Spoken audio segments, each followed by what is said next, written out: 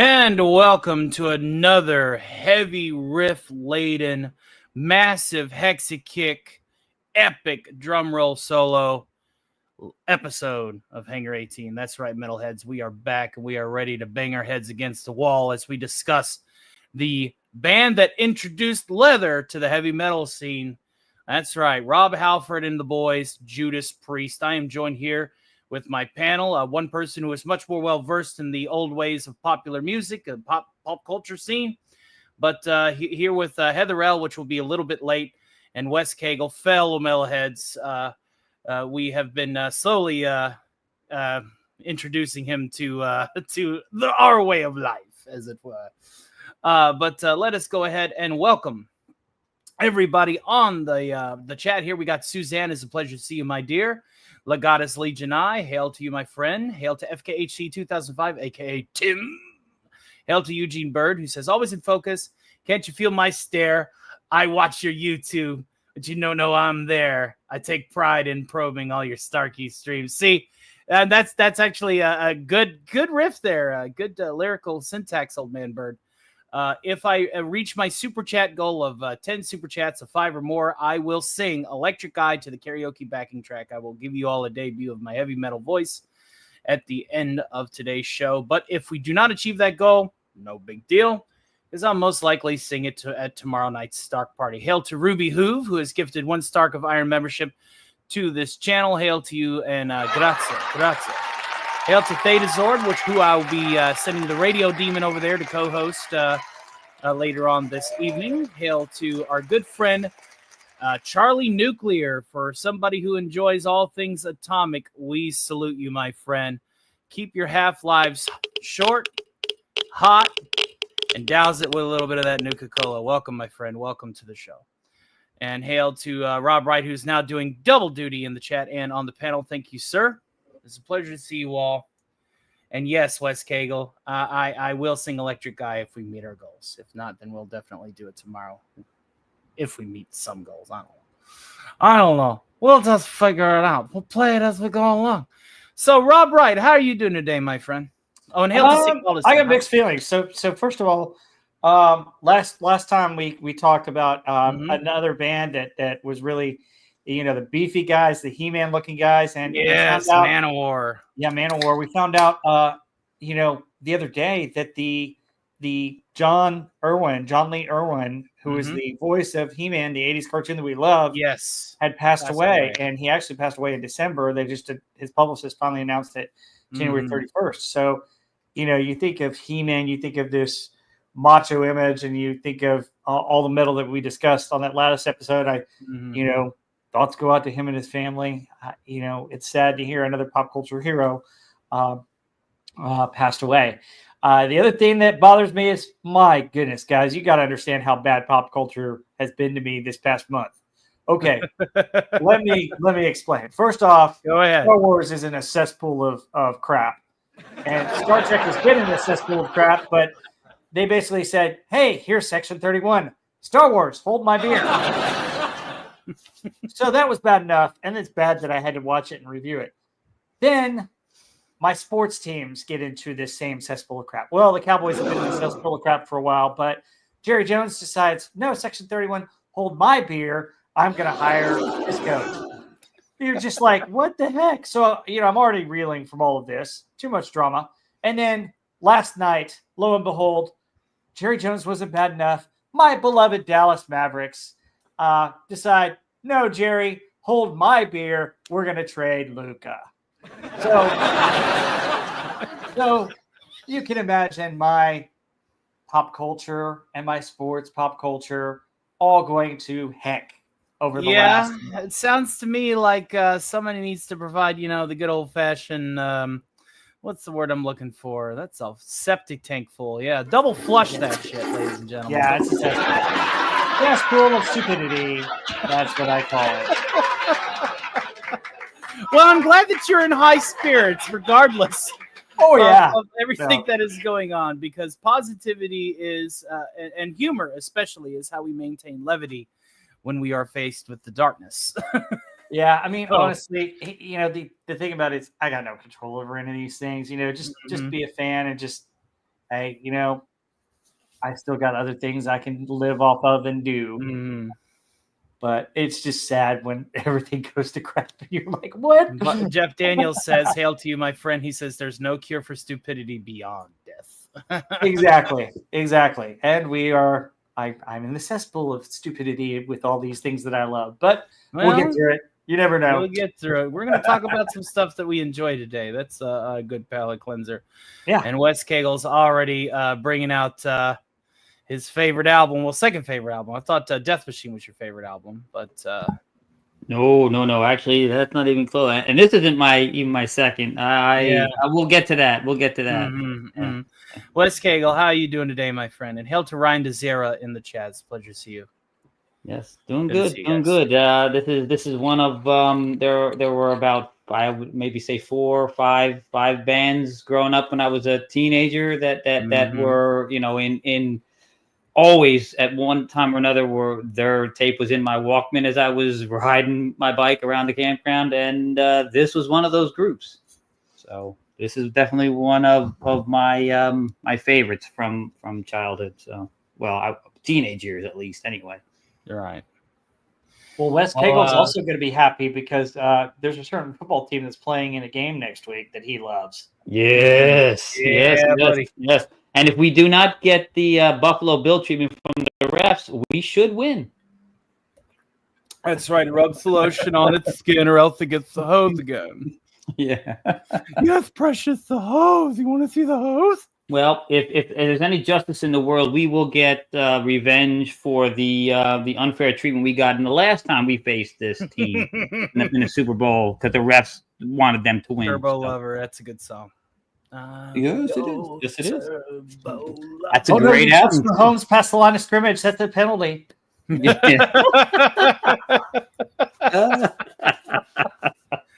All right, gentlemen, let's go ahead and get to some of the meat to add with this potatoes and gravy. Let me just make sure I got the right buttons here. Oh, Dock of Death, ye who we shall venerate and fear, please do not crash as I attempt to do things. Thank you. So say we all. So say we all. Okay, tell me more about this band real quick before we get into their first album. Where did they get their name? Judas Priest. They are an English heavy metal band, and they released 19 studio albums. The band currently consists of bassist Ian Hill, Scott Travis on drums, Rob Halford is the lead, and guitarist Glenn Tipton and Richie Faulkner. After KK Downing's retirement from the band in 2011, Ian Hill was the only remaining founding member. Priest sold over 15 million albums worldwide, and with 12 million copies being specific to the United States. Let's see here. They were part of the new wave of British heavy metal. They introduced leather, ladies and gentlemen, to the heavy metal scene. The leather spikes and chains that you see in a lot of bands nowadays probably wouldn't have took off as good as it did if it wasn't for Rob Halford and the boys. In the 70s, you had the core bassist of Ian Hill, which was, founding member, the last one now. You got Rob Halford, Glenn Tipton, and KK Downing. They had a revolving cast of drummers, as is with most bands. You really can't hold down a drummer to save your life, or a bassist. But yeah, it's true. But the bass was held down. It's just the drummer kept switching, especially in the beginning. Right? Yeah, they had a revolving door. They did. But then Dave Holland was there for the better half of. Yes, decade. He was. Yeah, and he just passed away in 2018. But by and far, I think he was their best drummer. Yeah, true. Okay, so. Oh, and as far as the name goes, Rob, they got it from a Bob Dylan song. Really? Yeah, the ballad of Frankie Lee and Judas Priest. Really? Yeah. Interesting. Now, the thing I like about religious undertone or anything like that, or that song, I don't know. I just know that's where they got it from. Now, the thing I like about Rob Halford is his vocal style. He's one of my favorite vocalists, much like Man of War. He's a very operatic, virtuoso kind of singer. So he sings in the high tones, vibratos a lot, carries notes. And he has a synergy with his guitarists that, in my opinion, is compared to the likes of like Iron Maiden. Yes. Especially when you get, Bruce Dickinson on board for that. So it's the music that came out at the time, especially like in the mid '80s, is their best work in my opinion. Absolutely, mid '80s, no later than '94. But they did start, I think, at '78, if memory serves. Which, of course, I wasn't around in '78 or earlier than that because I showed. Yeah, 72. 69 is when they formed, but they didn't really get their albums going until later part of the 70s. Yeah, 74 was when Rock and Roll dropped. So you mentioned new wave metal. Can you explain that to me? They were part of the British invasion. Okay, so they're part of the British invasion, new wave metal British invasion. Yeah. Okay. Yeah. All right.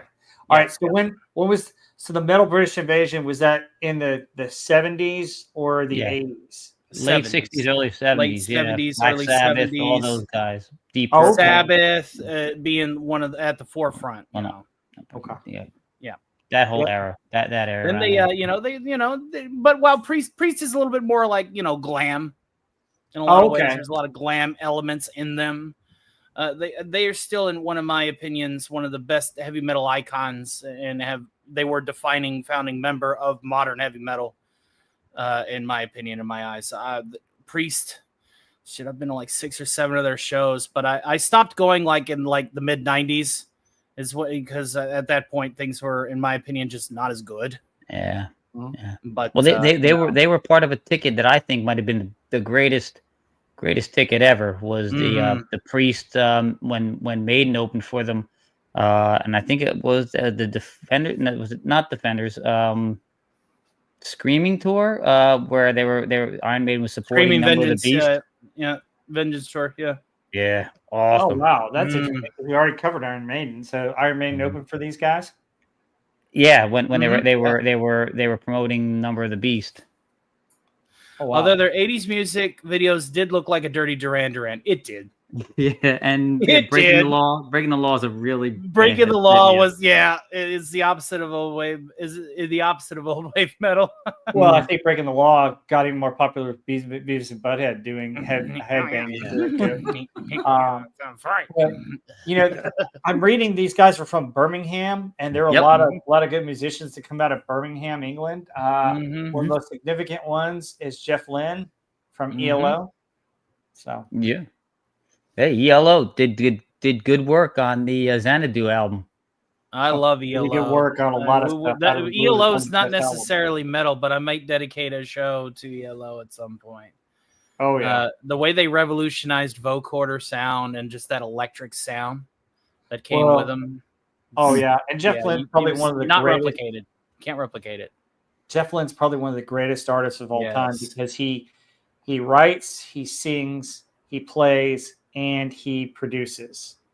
And that's just hard to do. You don't see anybody who can do all those things. DJ Play Nice, I did send you a link. He says, I wish I could panel up tonight. Have an awesome show. I'll double back later. Remember, Tony, you're a true defender of the faith. Thank you, sir. Thank you, sir. Appreciate that. Hail to Agent Pepsi 1. You also have a link. Let me know if you are available. Hail to the great Snow Dub. Speaking of musical talent, just one more day, dude. Do you want to hang out at the Stark party to celebrate your when Jolly gets out of YouTube jail? Do let me know. Yes, you got another thing coming in. Blaze 2K, if we could just put a B2K in the chat. He is going in for his operation tomorrow. And we're going to be thinking about you, buddy. Hey, Blaze 2000, is it one of those ones where they're blasting? I think so. Blasting sounds. Hail to Lombardi 1969, and yes, I won't go crazy tonight. Well, crazier than usual. But yeah, no guarantees. You know, I'm already clinically and legitimately insane. So guys, Blaze 2000. If they're doing the blasting, I've had to have that. Not fun. Laser surgery. Not fun at all. Mm-hmm. Yep. But hey, it'll feel 10 times better when it's done. But good grief. And Agent Pepsi 1's teeth are killing her. Dennis will be able to fix it on Tuesday. I have specialist on the 10th. Okay. Yeah. Well, they better put you under local. I mean.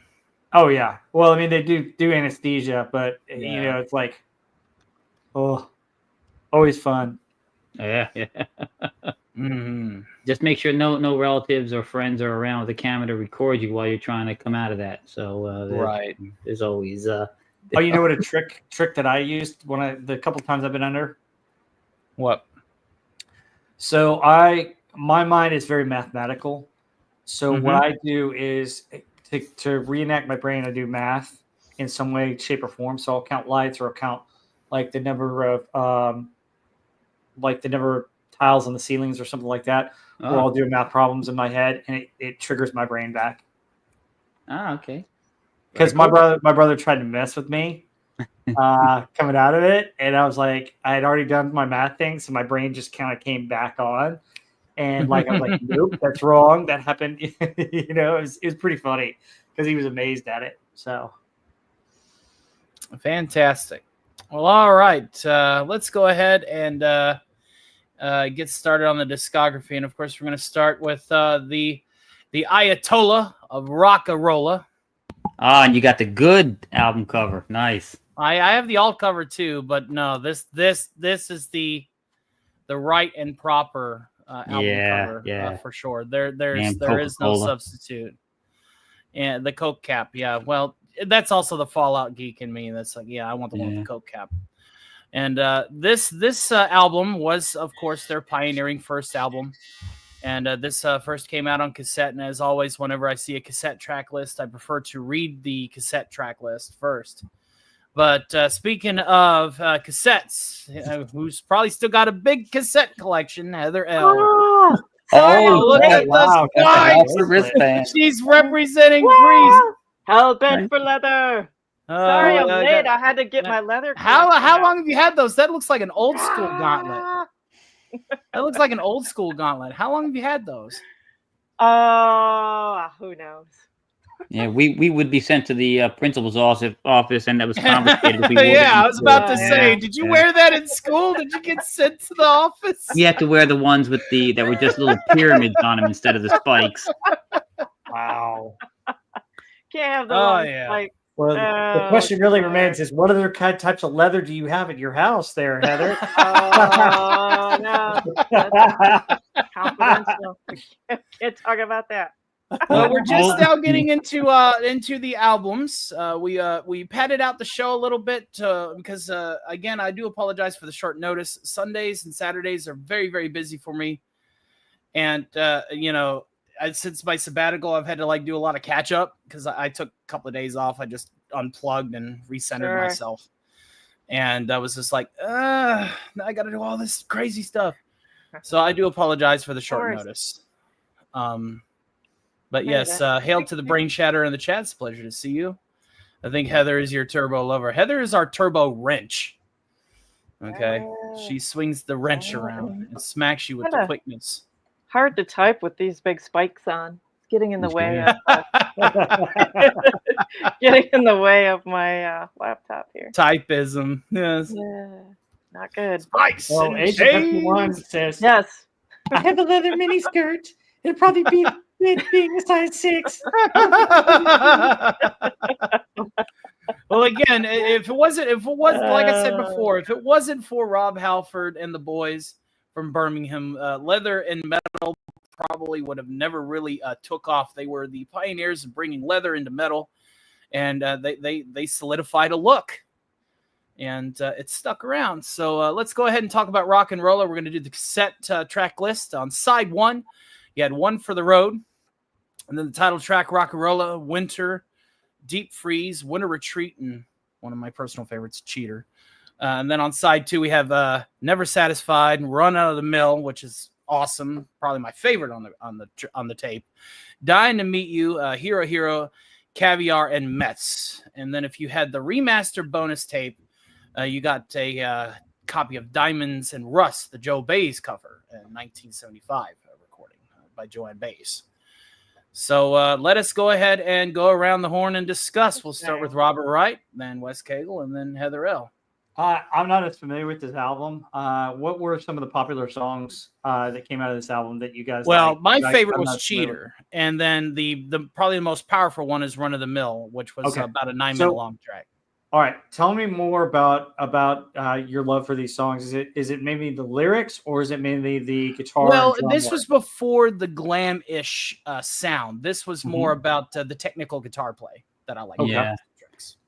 Okay. And the lyrics were actually kind of banal on this album. They weren't up to the normal, like I want to say epic yet, but some of the Priest lyrics can be very powerful, and this is not an album that has. No, that we don't start seeing the power / glam / epic operatic metal for about 3 more albums.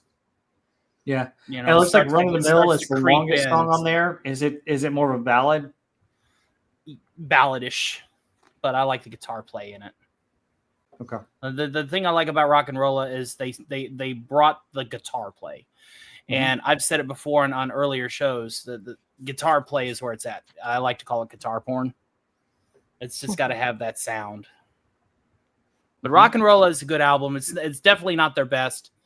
Again, hardly any first album really is a band's best album because they still have to hone in their craft. They have to perfect their craft. But over time, we will get to some good ones like Screaming for Vengeance and Painkiller and Death Machine and all that good stuff. So there's gonna be some surprises, and then we're gonna get to 2001 where I'm just gonna be like, does anybody know what we're talking about? No, next, no, next, no. Next. Well, like I said, the only one that escapes me is the one that came out last year.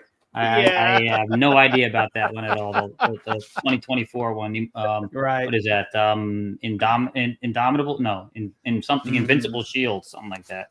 One thing that I will say with getting into, because I'm not a heavy metal expert like you guys are, and you're teaching me here, is one big respect I have is just how talented and fast their fingers have to be playing that quick. I mean, it's just it's amazing, and it really, the dexterity that you've got to have in your fingers to be able to hit all those notes and play that quick. It's just that fascinating to me. Absolutely. And the guitar players get all the love as far as respect and all. And I played guitar in rhythm guitar in a band we had formed for a while, and I still have to tell you this right now.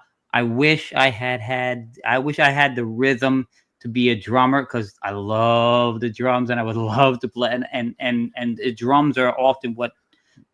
Now you want to talk about rhythm and being a good drummer? I have to give it up to Gil. God rest his soul. Yeah, that man played drums for punk. Okay, awesome. For punk. Yeah, and that's the foundation of any song. I bet his calves were as hard as coal. Yeah, nice. Believe that, playing drum for punk. Especially when they use a double bass, man. It is just epic. Yeah. Oh, yeah. God rest your soul. Thinking about you, Gil. All right, Wes Cagle. Anything to say about this album? Well, or Robert Wright. Did you? Oh yes. I'm sorry. Yes, I'm good. I'm good. Go to Wes Cagle. Okay. All right. So a few things about the album itself. As we alluded to, me and you, Tony, this cover that you're using, if you have that cover and it's a vinyl, you got a rarity, because Coca-Cola gave them a cease and desist order, and they had to stop printing it, and they had to use an alternate cover. So, also in the studio, when they were in the studio with this album, it was unusual because it kind of gave it almost, and you can hear it on a couple of tracks, including the track you like, Cheaters. At the end of that, you can hear they all played in the studio together live, as if it was a concert. Live. Yes. So it gave it a different. There wasn't kind of any feel. Individual tracks or mixing on this album. Right. Yep. Correct. Yep. Like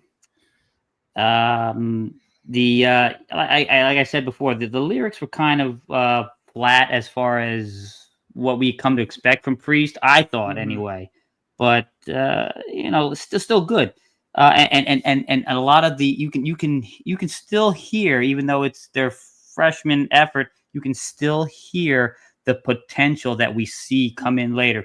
on some of the tracks and some of the segments of the tracks, like some of Rob Halford's his vocals. Yes, it comes through. Now, in my opinion, my favorite song off of here is the title track. It's I like weird stuff sometimes, and it's not really a metal song. I just like it. But other memorable songs, in my opinion, were "Dying to Meet You," "Hero Hero." I like that one a lot, and "Winter." The first one, it's part of a trio of songs: "Winter," "Deep Freeze," and "Winter Retreat." The other two kind of ruin the rest of the song, but "Winter" was pretty good. The lead in, and I love instrumentals. So I thought, the instrumental on here would be good. It's not good. It's very disappointing. So, and I want to give a shout out to my future art aficionado. Whenever I start merchandising, when I hit 2K, Captain Ledoux sending a $2 super chat here. Semper Fidelis or something, I don't know. Well, it's a pleasure to get your super chat just the same. And I know that I have a 10 goal for $5 super chats and up, but I'm going to count that and the donated membership. We're just going to go if I get 10 donations of any size, I will sing Electric Eye at the end of the show. So, that's right. I'm singing your favorite song, Wes Cagle. My favorite Priest song. Isn't that nice? It's because I actually practiced it last night just to make sure that I could hit the sharps in it. Yeah, because I don't want to disappoint you. So if we hit that goal, we will definitely do that. But speaking now, everybody's talking about the alternative cover here. I do have that one as well. This one here. This is the much more common alternative cover for Rock-a-Rolla that's out there. All right, that's a cool cover. Any insight as to the artwork? Yeah, that was in the. I remember reading it in the Wikipedia thing. I'd have to look it up again.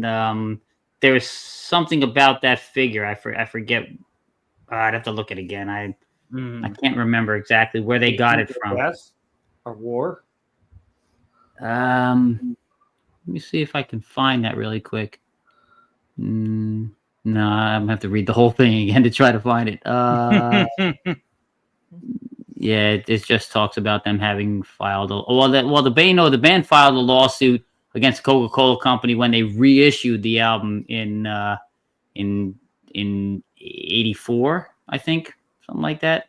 But I don't think it was successful because there wasn't any parody licensing back then. No, yeah, that's the reason why Coke was able to, basically issue the cease and desist order, and they had to relent. Is because you got to remember, when did Spaceballs come out? Spaceballs is like the true, like really 80 something, 80, yeah, like 80, parodizing an IP and changing just enough. That concept was still foreign in the 70s. So yeah, when you saw that Coca-Cola bottle cap with Rock-a-Rolla on the top of it, even with the inverted color scheme, it was still an infringement because this is our curly Q cursive. Here's our big swooshes with the capital letters. Yeah, 87. I think the biggest thing they had a problem with was the font, the way it was written. If they had written it differently, but then it would have lost what it was supposed to be doing. So Spaceballs the chat. Well, the other thing is Spaceballs got permission from George Lucas before they. Yeah, true. So do we know when parody licensing became a thing? Well, we can actually answer with this. Weird Al, because Weird Al started parodying songs. Yeah. Oh, that was right after the Michael Jackson record when it got big, wasn't it? So 82, 83? 82, yeah. Well, didn't Weird Al do some stuff for Dr. Demento back in the day? Yeah, but all his stuff was parody. My Bologna. Yeah, My Bologna, I Love Rocky Oh, Road. yeah, that was earlier. Yeah. I just don't Yeah. remember him hitting real big until Another One Rides the Bus. Yeah. Oh, yeah. Another one rides. I'm gonna sit by you. Another one rides the bus. Jeez. All right, Heather L. What do Yeah, you yeah, think about yeah. this album here? Interesting. About Well, I rock can't and roll? believe Coke didn't want to take the opportunity to market to heavy metal fans. Could have gotten like a Yeah. little partnership there, marketing. Maybe Yep. it was the non-wholesome image that they didn't like. Who knows? Maybe it was because Michael Jackson would do the same thing with Pepsi Too much later on. Too much metal for Coke. So we got to take one hazardous ingredient out of our soda, and so putting in aluminum and or steel in our soda is probably not a good thing. Yeah, funny. Yeah, to what Wes Cagle was saying about the live recording, I feel like that was a little more common at this time, right? Because like Black Sabbath did that too, where the whole band would just play the song, and they could do it in one take because these bands had been playing live in clubs, and they could just go in, knock it out, and it wasn't all these long recording sessions, which they probably couldn't afford anyway, right? So they just go in, play as a band, record it, and the label they had at the time was really financially strapped. So yeah, I know they didn't promote this. It is triple bladed, according to the sheath here. It looks like there's two daggers and then the big scimitar like blade in the center. Yeah, cool. To answer your question, so yeah, one handle, 3 blades. Eat your heart out, Kylo Ren. They did it first. Yeah, but yeah, I mean this doesn't stand out to me as much. I haven't listened to this album that much, but I kind of like that live feel when the whole band played together. I like the feel of records that were recorded like that. But yeah, it's not a record that I'm super familiar with as far as individual songs. Well, I gave this one a spin last week and was like, yeah, I do like some of this stuff. Sure, yeah. I love the crunch, the guitar porn, Yeah, I just and Glenn love that Tipton, song. right, is such an underrated guitarist. Like you never hear him mentioned with some of the other great like rock and roll, heavy metal guitar players. At least I don't. I think he's underrated because he plays like the fire, seriously, on a lot of these. Great guitar player. Heather L., you're rebutting a little bit. Check your connection there. Oh, sorry. Robot. Right. Got it? Hooray, robots. Uh-oh. Too much metal in the bloodstream. It's too much metal. It's interfering with the signal. That's right. Yeah. Could be some other eldritch things afoot. I got my eye on you. All right, let's go ahead and get to album Paul II, Sad Wings of Destiny. Yeah. This album was very hit and miss for me. I like this one. I like it, but I don't know if I like it as much as I like Rock and Rolla, because I'm weird like that. Interesting. But on the first side of the tape, you had Victim of Changes, which is, a hitter. Ripper's my favorite on this album. Dreamer Deceiver is good, then Deceiver. And then on side B, you had Prelude, Tyrant, Genocide, Epitaph, and Island of Damnation. Domination, not Damnation. Island of Domination, if I could read today. The Ripper is obviously going to, see some re-releases and some re-references, especially when you get to Painkiller and stuff like that. But, that's the reason why I like legacy songs. I like songs that tell a story over multiple albums. It's kind of like my jam. Yeah. Let's see here. Wes Cagle is relocating. So, Robert Wright, we'll start with you. Got any inquiries or well, just reading about this album here. First of all, the interesting artwork. I wonder what inspired that. I haven't read anything about it yet, but it looks like this album had some Led Zeppelin and some Queen influences. It says that some of the tracks were inspired by specifically Black Dog by Led Zeppelin from Led Zeppelin 4. It's very Icarus, this album cover. I think it is Icarus. Icarus and Daedalus? Well, Icarus was the one that flew high to the sun. So yeah. And then that looks like wax wings to me. But yeah, I love the cover. I think it's pretty cool. Yeah, it's very metal. It is very metal, and it's metal of the time. Yep. You know, the symbolism, you know, of angels and demons, and you know, the hubris of man, and it's all over this album. So yeah, it sounds like the Ripper was inspired by Queen, but also was kind of about Jack the Ripper, who, interestingly enough, they may have found out who Jack the Ripper was. Really? Yeah, and that he was somebody that the reason why it stopped is because he was committed to an insane asylum. He was somebody that was out of an insane asylum. Interesting. So they caught him, and they weren't able to connect that he was Jack the Ripper. Yeah, they weren't able to connect that he was Jack the Ripper until much later on, and they finally had DNA evidence. I've got an article that my mom gave me and a book on. I'm gonna have to see that. I was always under the assumption they ever caught the guy. Ooh, I'll go get it real quick. It's right over here on the table. But yeah, it's interesting. Some of these songs, reading about them, it's kind of interesting. The background of what inspired them. I mean, you get a little bit more of this than you get from some other pop culture artists who are just singing love songs or things about maybe the past or relationships.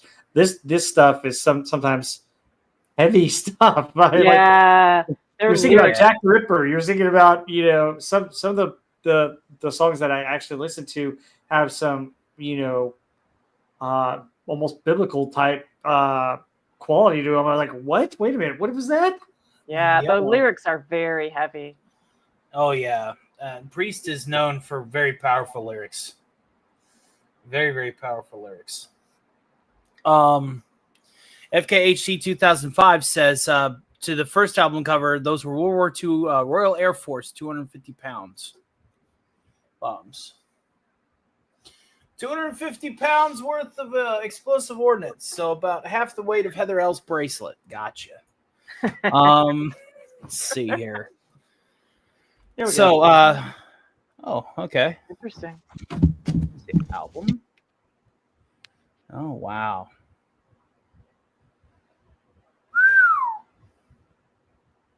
Interesting. Russell Edwards claims the reason why infamous serial killer mutilated his victims. Oh. Wild stuff. Yeah, it's fascinating. Basically, it was a guy that basically he murdered them, and just because he was, I don't know, he was insane. Yeah, I was gonna say because he's insane, right? If I believe that is usually the case for a lot of people. Well, a lot of people choose that profession. Yeah, a lot of people suggested that it was a doctor who is doing it, but it's not. So, so interesting. Yeah, it's fascinating. It's interesting. This whole little packet, I'll share it with you guys separately. But yeah, definitely fantastic. Cool. Yeah. Any other thoughts on some of the songs from this album before we go to West Cagle? No, I think it's interesting. I haven't listened to any of these songs, but they sound interesting. I mean, and it's interesting to hear, Led Zeppelin's influence because Led Zeppelin. A lot of people say that Led Zeppelin was one of the first heavy metal bands, but they're also bluesy rock. So I don't know if I would have called them one of the first heavy metal bands. But it's interesting their influence in metal and then pop and hard rock, Right. Well, this Hail is to the great John Q. Ghost. Good to see you, my friend. Very, very bluesy influence on this album. I think it does sound very Led Zeppelin-y. You take a listen to Victim of Changes. Just awesome. It has a very Zeppelin sound to it. If you like Led Zeppelin, I think you'll like it. And that early heavy metal, like mid to late 70s, early Black Sabbath and Priest and some of these other bands, they did have a more rock and roll bluesy kind of sound than today, where you get more of the speed and it's a different sound, and you can see more of the bluesy rock roots to it. Hail to the great Matt G, aka Swift -1. Yes, metal. We have metals here. Yeah, and it's all the metals here. Wes Cagle, any thoughts on this album, sir? Oh yes, sir. Yes, sir.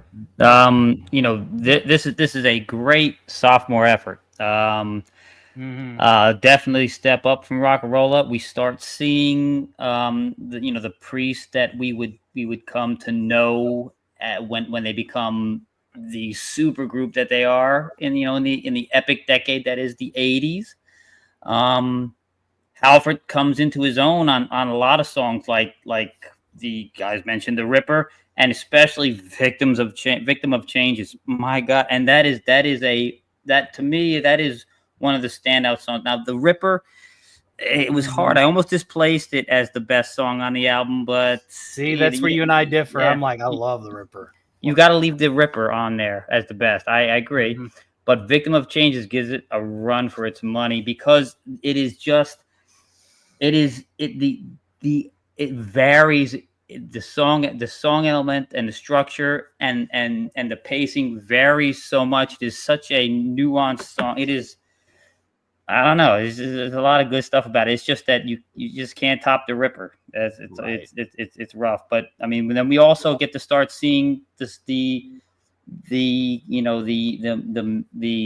gelling of KK and Tipton.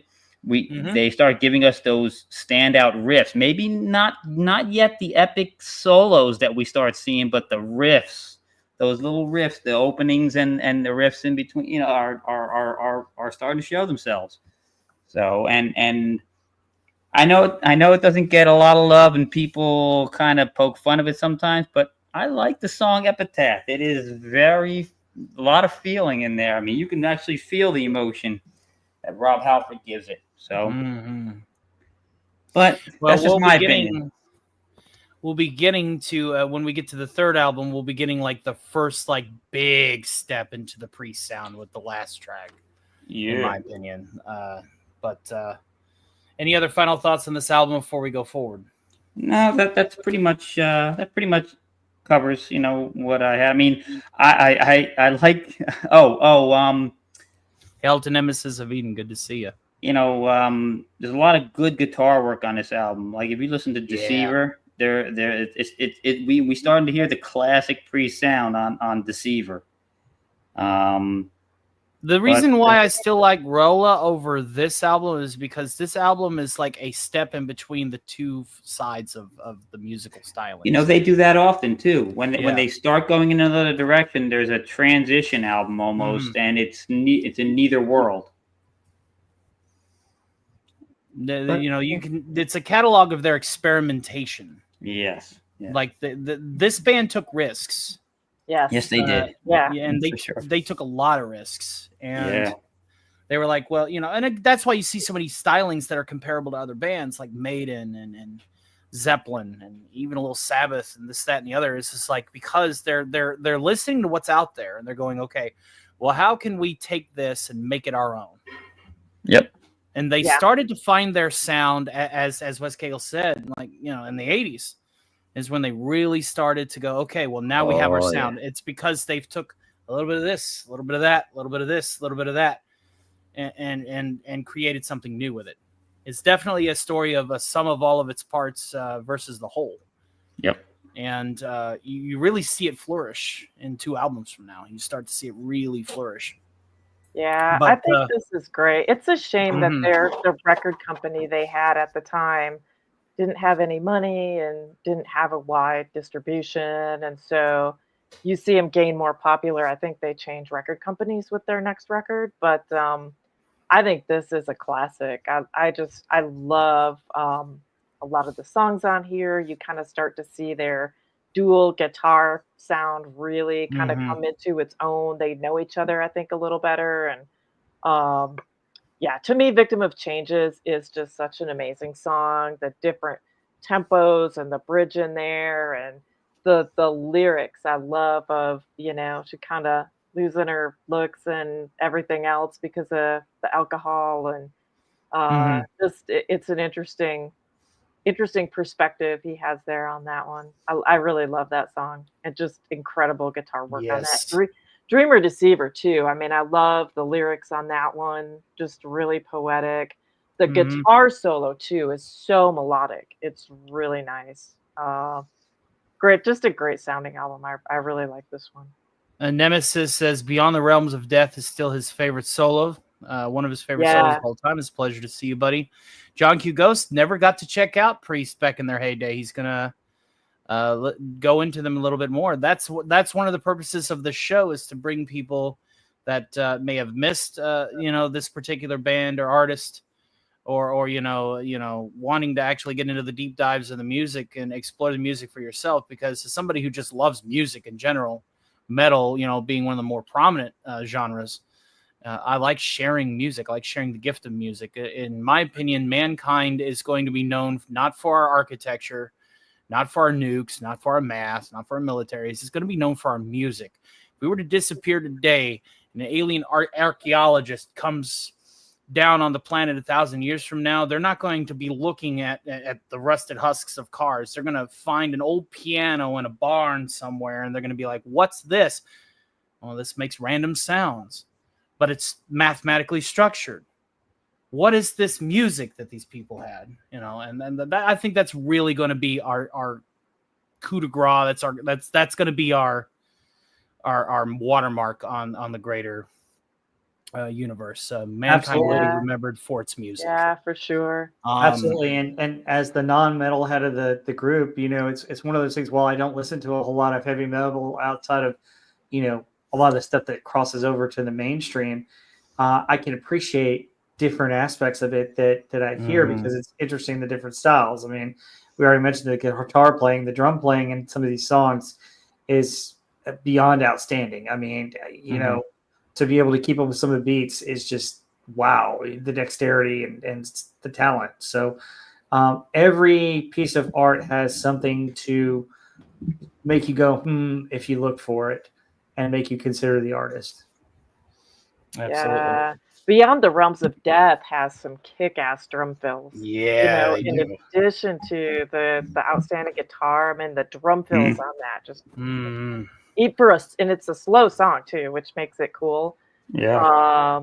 And more poetic, dark lyrics, really great. I love that song too. Do heavy metal artists mainly have a souped-up drum kit? Do a lot of them have souped-up drum kits? For metal? Most drum kits are tailored to what the band needs for their sound. Okay. You could have a double bass. You could have more than 2 timbres. Your cymbal arrangement will vary. Okay. I really wish we had a drummer here that could explain this more. All I know is where's Raymond Feliciano when we need him? Isn't he a drummer? All I know is if you look at metal drummers from metal bands, their kits are far more elaborate than you see in anywhere else, man. Yeah, for sure. And some of them do the wild things where they have a thing that turns them upside down in concert. That's Tommy Lee, yeah. One of the greatest drummers. Unfortunately, the man lost his mind recently. So that and Slipknot does that. It does. Now let's go ahead and get to our next album here, and that is, of course, Sin After Sin, and the title track of the sound of Judas Priest is Dissident Aggressor, and it just happens to be the last track on side 2. But Diamonds of Rust, the Joanne Baez song that you could have gotten with the special edition of the first album, is featured here right after Sinner. Then you have Starbreaker, The Last Rose of Summer, Let Us Pray, and that's spelled Prey, Call for the Priest, The Raw Deal, Here Come the Tears. And if you happen to pick up the 2001 bonus track CD, they would throw on the gun cover of The Race with the Devil and Jawbreaker, which was the live version from Long Beach. The Dissident Aggressor is, in my opinion, the first instance of what sound we associate with Priest, wholeheartedly. Like it's the beginning of that epic vibrato, operatic voice work, the finely knit guitar work. It's the beginning of Priest, in my opinion. Like they found their sound with that track. Discuss. So we'll go with Rob Wright first. What do you think? Well, I'm reading a little bit about it. It's interesting. The album cover, the artwork is interesting to me. So it's their final album, the original Gothic cursive front. So like the title up at the top is the final album where they used that same font for their for the band, which is kind of cool.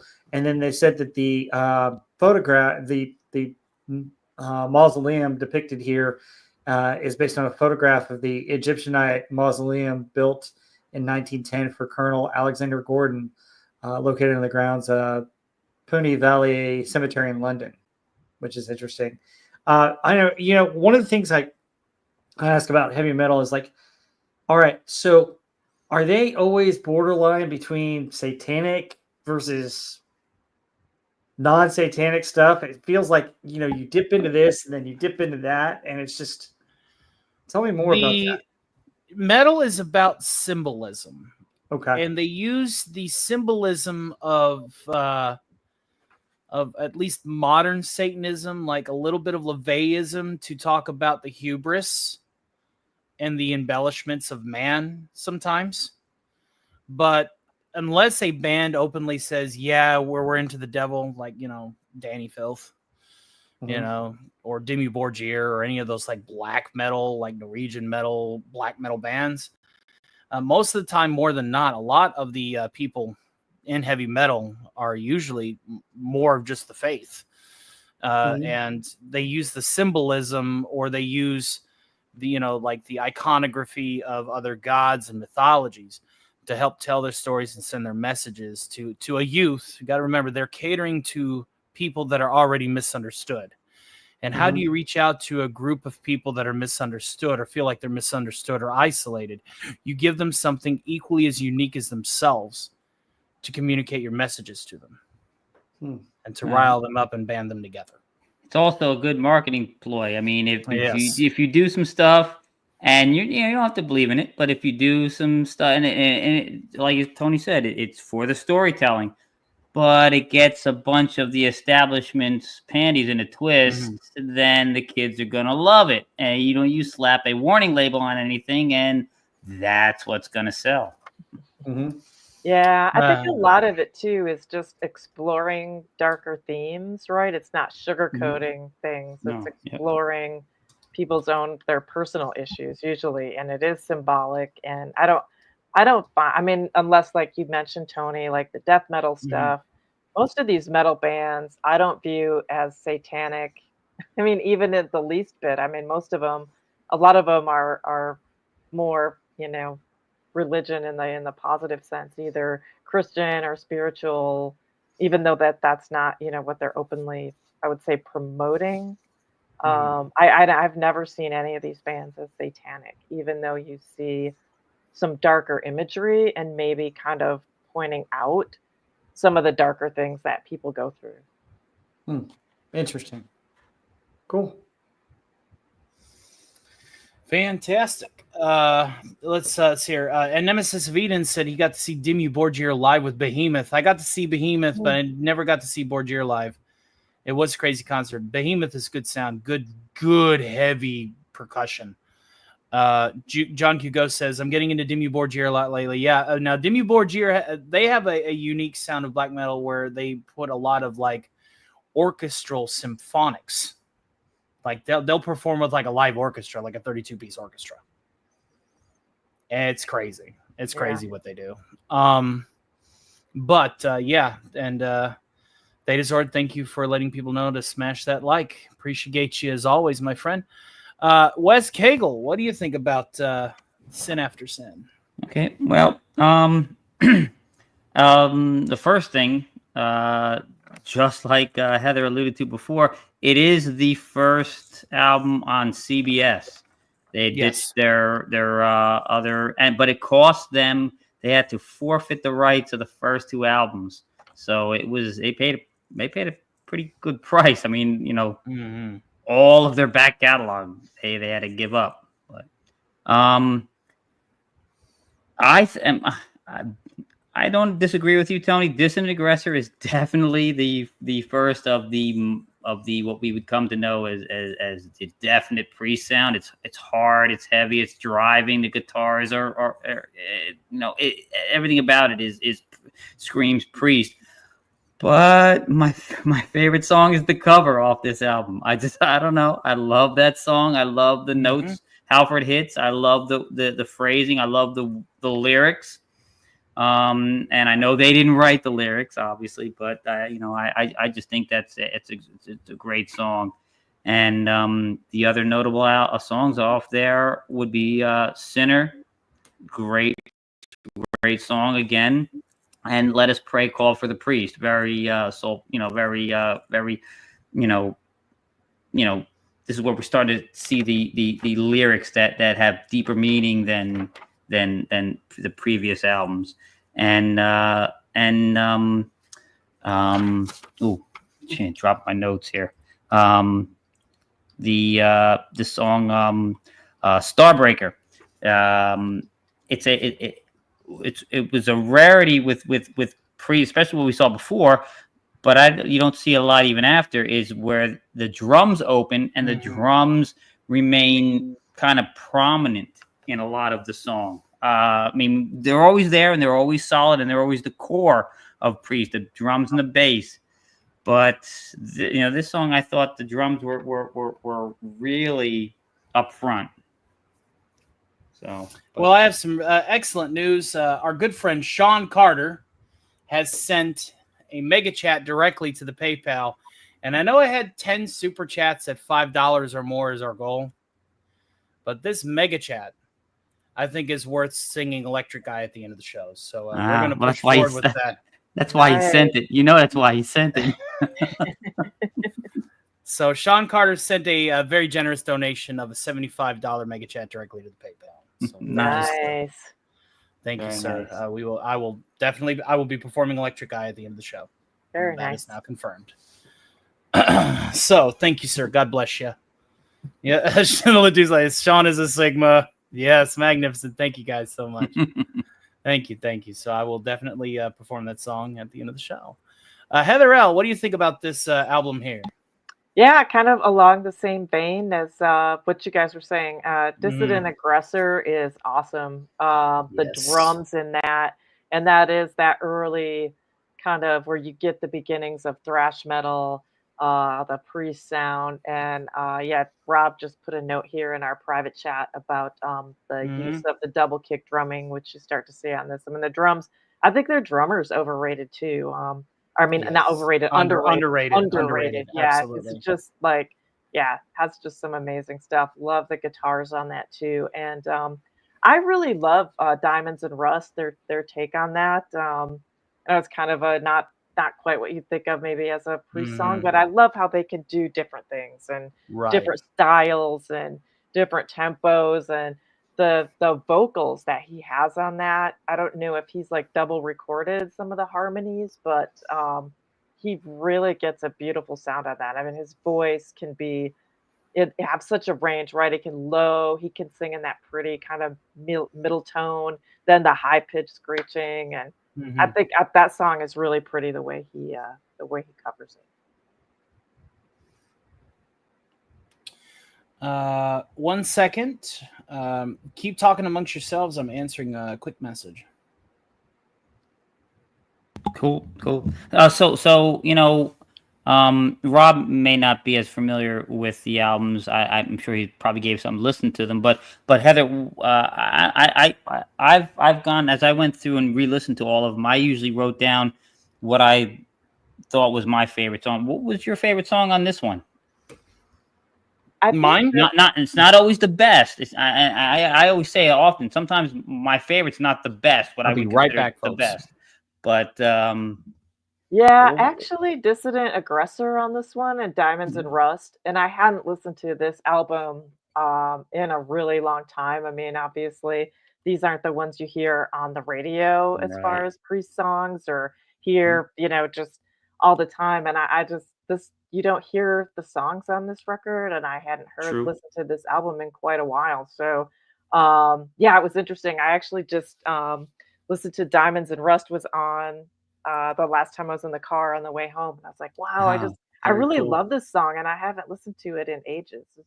It's really why it's my favorite. I usually, when we do karaoke over either on Tony's or Outlaw Bill's, I usually do Diamonds and Rust. Oh, do you really? If I can, if it doesn't destroy my vocal cords. But yeah, no, Wow. it's one of my favorites. I like that one. As a matter of fact, I bought that album specifically for that song. Oh, interesting. It says about that song here that it was the first song by Judas Priest to receive radio play, and Joan Baez herself reportedly enjoyed the cover. So, nice. Interesting. Oh, neat. And that's unusual because usually to hear Priest songs, we had to listen to, in Jersey anyway. There's a college station for Seton Hall called SOU. They played heavy metal 24/7, and it was awesome. Yeah. All right. College radio is where you find a lot of this stuff. It's interesting. Being a former DJ on a college radio station, Nice. I know about a lot of stuff And I just got another mega chat for $25 from Eugene Bird. And he says, and I will cover the other 25 because you have Heather and because Electric Eye is my favorite Priest song. Thank you, sir. Oh, wow. Cool. Nice. Go. Look at It's this. an epic. Heather's making you some money there. Star. It's the metal. It's the bracelet. And I know if you do, metal. I know if you do the song, you wouldn't, you don't want to have that big lead in because there's no singing. But that's what, in my opinion, that's what makes that I'm song. playing the lead in. Oh, nice. Because that's what makes it. I just got paid. I'm playing the lead in. All right. Please. This is gonna be interesting. Thank you guys so much. Let's go on to our next one here. Stained Glass. Oh boy, oh boy, oh boy. This one. I love this cover. This one is Such a cool cover. It's a great cover. That is really interesting.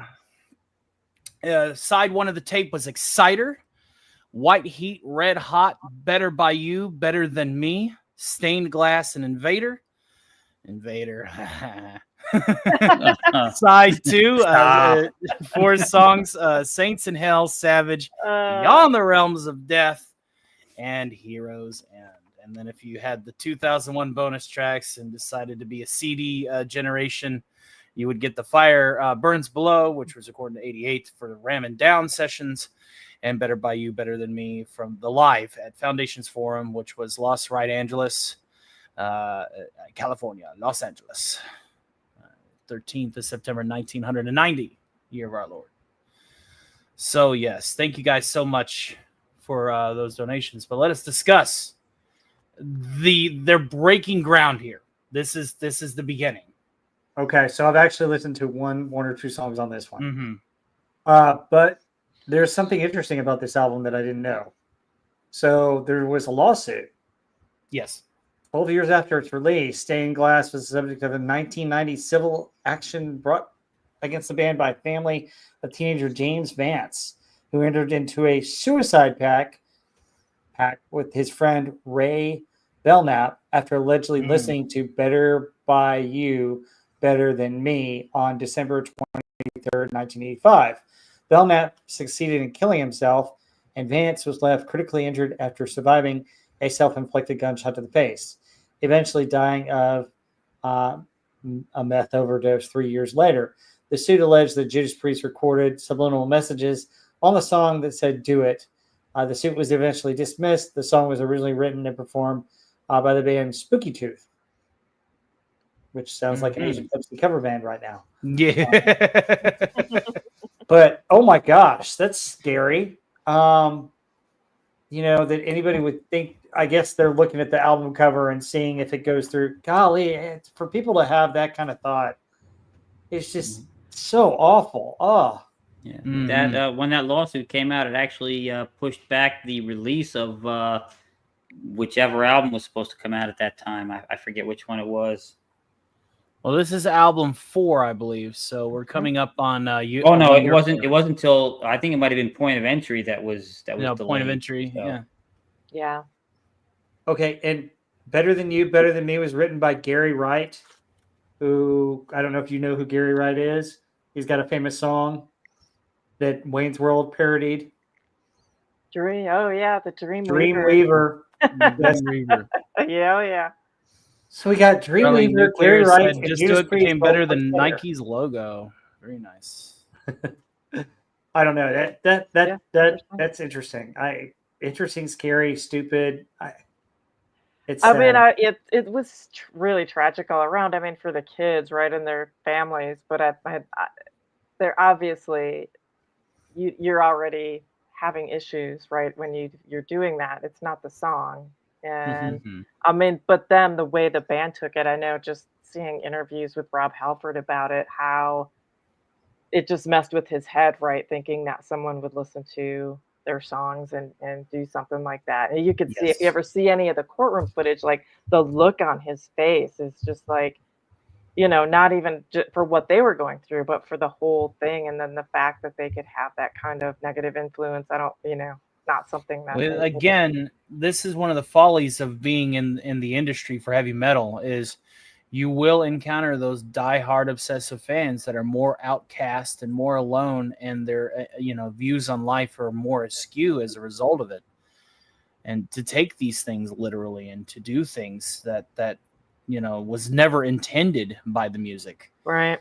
And heavy metal and some rap being the biggest influencers for people to do negative things, especially if they're taking things literally or they have a mental health perspective that they need to work through. It's just part of it. Especially if you're like in heavy metal, and specifically you're talking to somebody who has been in so many mosh pits he's lost count. I do remember being in 2 Slayer walls of death. Okay. You want to talk about wall of death mindsets? I see the look on some of these guys' faces when we're charging at each other. And they're like Vikings going to war. Like they're trying to do this to get hurt. Well, and some people, they're so built up on different types of drugs at that point that you can never tell those things. That's why you don't do them. Yeah, but the rule of thumb in any mosh pit I always remembered always being, if a guy's down on his butt or on his back, you help him up before you start moshing anymore. Yeah. You're not going to trample a guy. Never knock down a person for them to get trampled on. Nobody wants that. Yeah. People are expecting to get knocked down. People are expected to knock each other down. But help them up. You're venting your basically the point of a mosh pit is you're just hyped, you're pumped. You want to get into a physical clash because of it, but not to the point to where you're fighting somebody. But you still want to, impact each other. You still want to be like, yeah, motherfucker, So, you want to share that energy, and in order to make sure that don't explode into fights, because I've seen a lot of people just start swinging. Like there's, whenever people start fighting, I'm like, I'm going back a few rows until the fight's resolved. And I'm not trying to it's not about fighting. Right. No. John Q. Ghost says last mosh pit that he was in during a Rammstein concert closed down pretty quickly. Yeah. Well, any other thoughts on this album, Robert? Right before. Well, Exciter is the main song that I've heard, and it was pretty interesting, pretty rocking. Mm-hmm. So I like Exciter. Wes Cagle, what do you think, buddy? All right. Well, this album. Well, it's still very much, there's a lot of 70s Priest sound in it, but in this album, all the elements are there. It's a proto 80s Priest album. We're starting to see it's not there yet, but it's coming in there. You got the thundering rhythm section from the bass and the drums, the soaring and driving guitars, and Halford's shattering vocals. Obviously, I mean the man is amazing. But and like was mentioned before, Rob Wright mentioned, it's the first appearance of the classic Priest logo that we all know. And it stays there until the angular. I forget until Jugulator, I think, where they lose their mind. So but that's getting closer. That's into the 2000s era. Yeah. And Theta, if you're still in the chat, can you move your show to 10? Because we are almost at 9. I know you normally do yours at 9:30, but we're just now getting into the 5th album here after Heather L. What do you got to say about this one, Heather L? Yeah, I think the same. I'm excited that drum intro, getting some early intro to some speed metal coming on there, and like I'd mentioned before, kind of jump the gun, but Beyond the Realms of Death, 'cause someone had mentioned it. I just love that song. I think it's great. The acoustic start, and then the great guitar solo in there. One of my favorites as well. But yeah, I don't know. We're still, I think, 4 albums, and we're still not into some of these ones, the super well known songs, which I find interesting.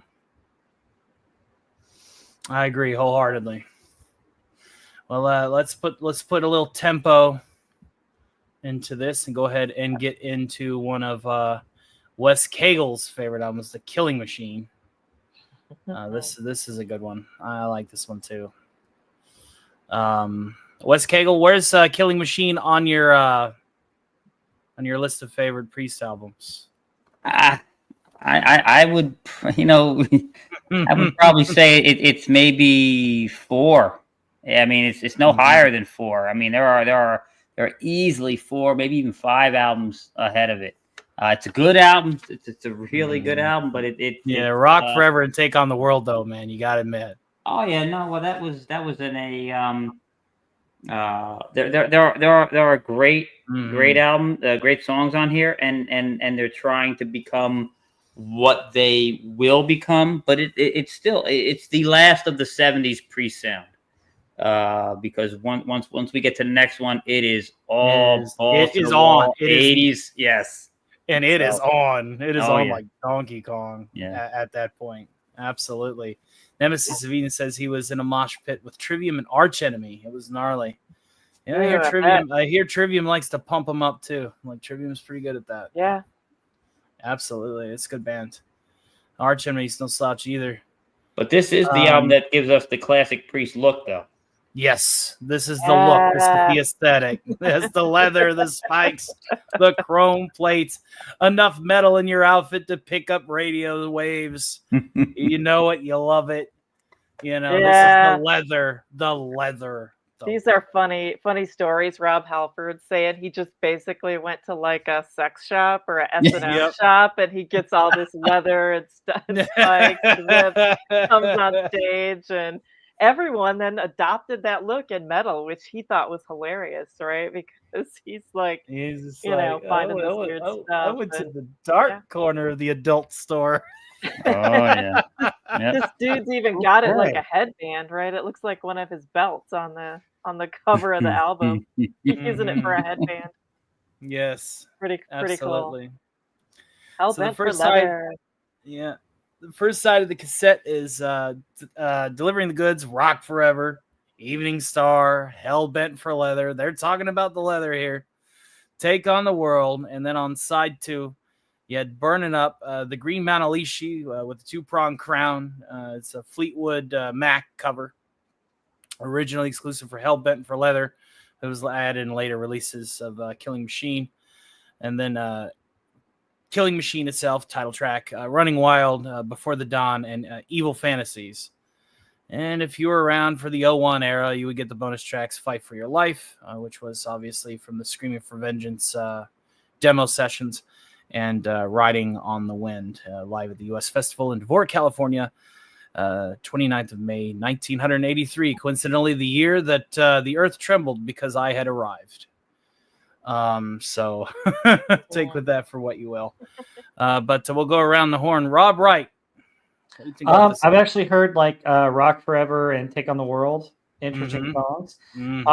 It's interesting to see there was a Fleetwood Mac song on there, given that this was a year removed from Rumors that came out in like 77 and was very popular for Fleetwood Mac. So it's interesting the influence there. Wow. It's funny to see the influence on stuff. I'm also reading somewhere that this album kind of separated Judas Priest's fans. Can you maybe talk about that? Do you guys know how this like separated the fan base? The traditionalists and the people that were wanting the leather. Like it was more about the leather and just the aesthetic, but then old school Priests, you got to remember metal started to split because this was now 10 years in the making, 11 years in the making from the late 60s. where people are like, well, this doesn't sound like the metal that I grew up listening to, that I headbanged to, that I partied to. Because it was starting to get towards speed metal. Yeah, it's starting to get a little bit more thrashy, but also the glam, the glam, the hair metal. Yeah, the hair metal specifically. But hair metal is just glam dialed to 11. Priest never really went full hair metal. They were still considered, especially through their late 80s albums, quite glam. But there is the division. There's the division with the people that used to wear the denim jackets versus the people that would wear like the leather straps and studs and spikes. And to me, it's all the same. I love metal in all of its forms and genres, but I understand that at the time, there was a clear division. It was beginning, and that was not just with Priest. That was just on the whole. Well, because these guys are from Birmingham, right? Just like Black Sabbath, and it's a super tough, blue collar kind of aesthetic when metal first comes out. So then when you start getting kind of glam and leather and spikes, it's a different aesthetic than just a blue collar, tough, working class kind of vibe. Yeah, the metal was all about the music that you would listen to at the bar after a hard working day at the docks, and just want to get drunk and then go home, or something like that, Interesting. And then it turned into, at least from the perspective of those old school rockheads, old school metalheads, a dog and pony show. Now we know why Gina had so many problems with Tommy. Yeah, she used to work at the docks. Yeah. Yes. Very good. Good job. All right. Nemesis of Eden goes on this point. He says, the metal elitism will always be a thing. We need more people like you, Tony, who do it for the love of the music. Absolutely. There's a point, but you got to remember, as you get older, you begin to understand that the subculture tribalism is a moot point and benefits no one. You attract more people to embrace it all than just to divide yourself and say, well, this is better than the other one. Yeah. You learn to appreciate it as you grow older. You learn to appreciate it more. Who's growing? You're able to find what you thought sucked when you were young. You're able to find, well, this is actually not as bad as I remember it when I was a kid. If you go back and give it a listen 10 years later. Yeah, and there's also stuff that you go back and go, yeah, you know what? That's not as good as I remember it either. Right. Exactly. Yeah. Finding that out is difficult. It's crushing sometimes. Yes. Yeah. Especially when you made a memory with the song. You're like, oh, I remember that as a kid. I love that song. Oh my God. I lost my first front taste to this song, but I don't feel like fighting now.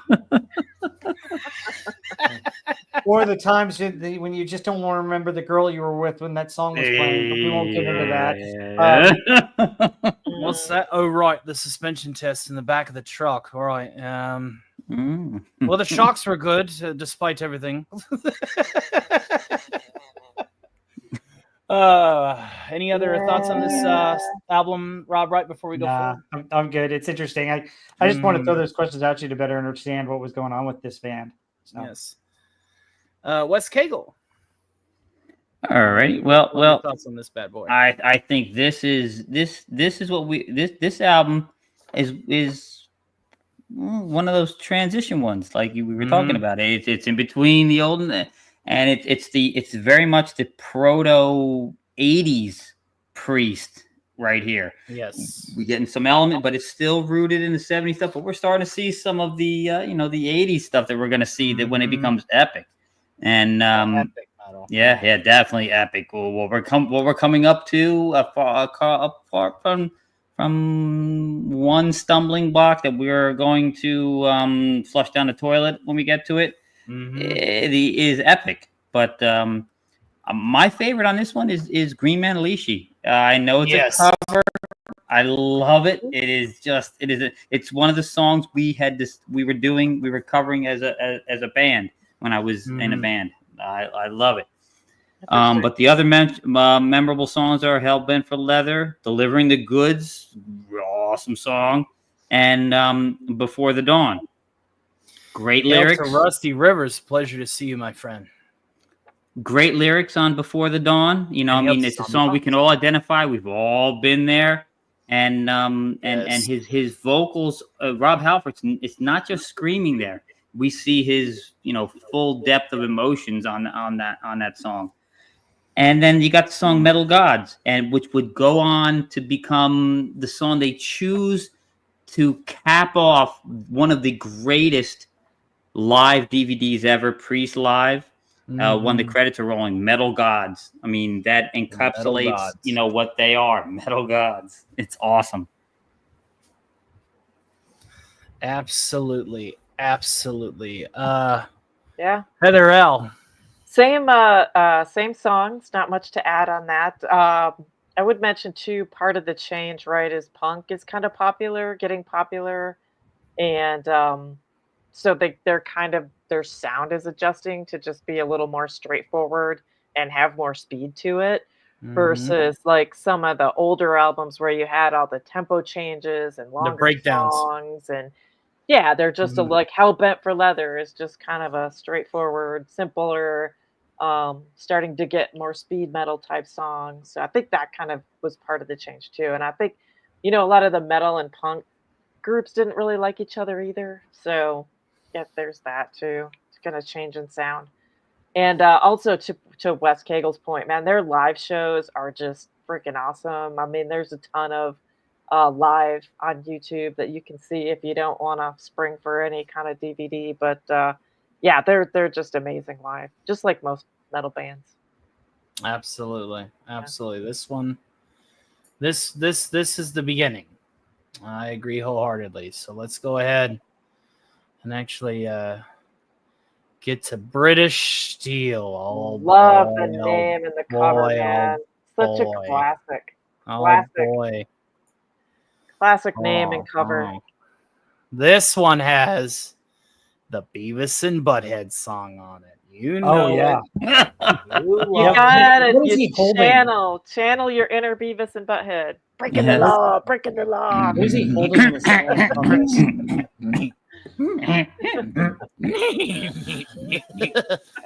everybody can do Beavis. Not everybody can do Butthead.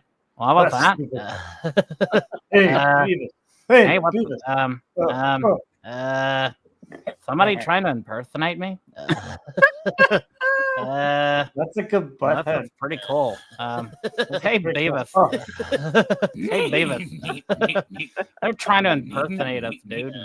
Yeah, I know, right? It's like we're sitting here. We're like, talking about metal and stuff. Yeah. That's pretty cool. What's he holding in his hand? It's a razor blade. Those bastards!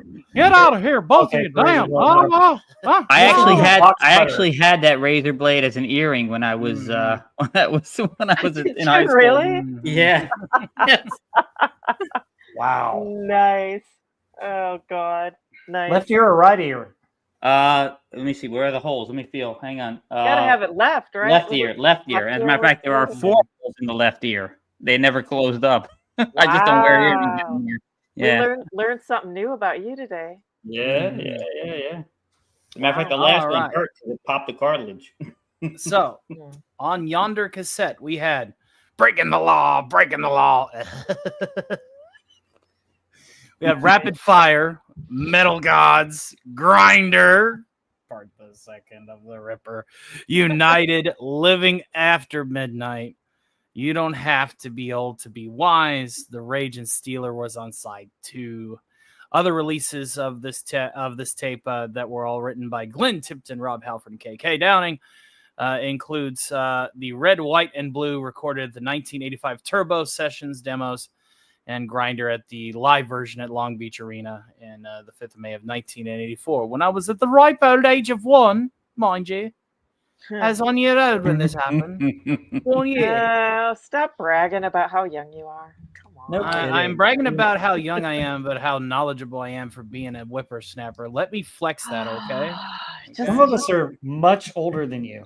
Trying to rub it in. Trying to rub it in. Much older. I have to appeal to the cool guys. What can I say? Yeah, rubbing it into the old folks. Yes. Rubbing it in, rubbing it in, rubbing it in, rubbing it in. Those of us that are born in the 70s don't appreciate you young whippersnappers from the 80s. And some of us that were born in the 60s don't appreciate you 70s whippersnappers. You guys are like old and stuff. Oh wow, are we? You mean we're now in age order now? Oh God!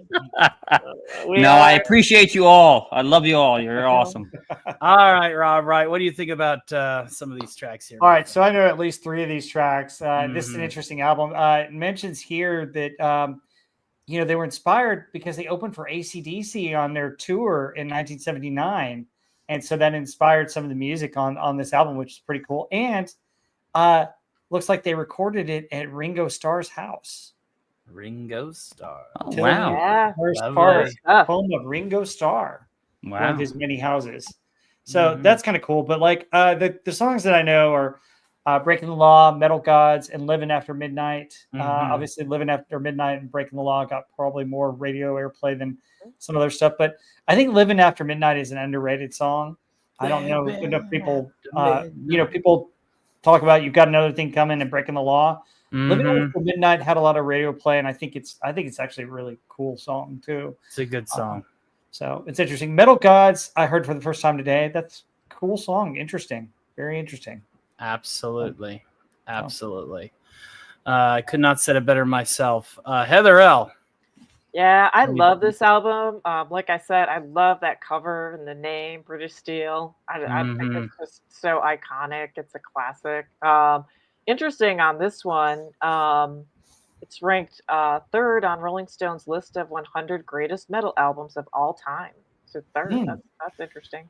I don't know. It's like Rolling Stone. It holds up, but it is. It definitely holds up. It's got a ton of just iconic songs on it, and it's also included in the book 1001 Albums You Must Hear Before You Die. So that's pretty cool too. I think this album, this is one that, got a ton of radio play. Everyone knows it. And I agree. Living After Midnight, definitely one of my favorites too. The thing I like about Priest songs is as we start to get into this heavy driving sound and this epic metal sound, is the desire to just get out on the open road and put the pedal to the metal. It's that kind of like get that Mad Max car drag racing, Rat Fink like dragging, you got your eyeballs popping out and the big old stick shift sticking on the top of the car, like you really start to like that. I count Judas Priest to like that metal sound that's why whenever they started putting Priest on like the later installments of Twisted Metal, I was like, I'm home, damn it. Home. Like kids playing Twisted Metal for the PlayStation 3 and there was another thing coming, it's like home, fucking home.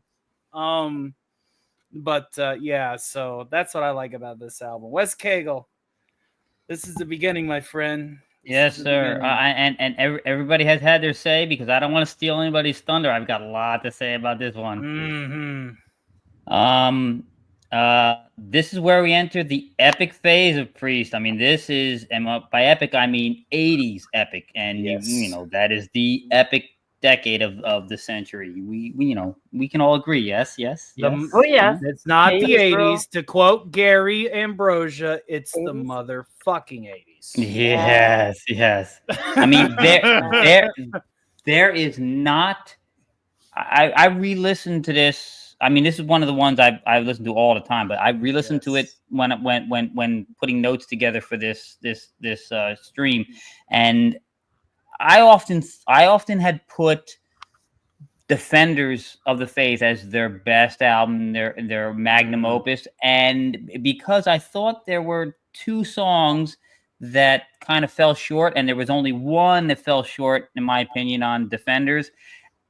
And I listened to them again. I'm like, no, you know what? There's not a bad track on this entire album. This album is there.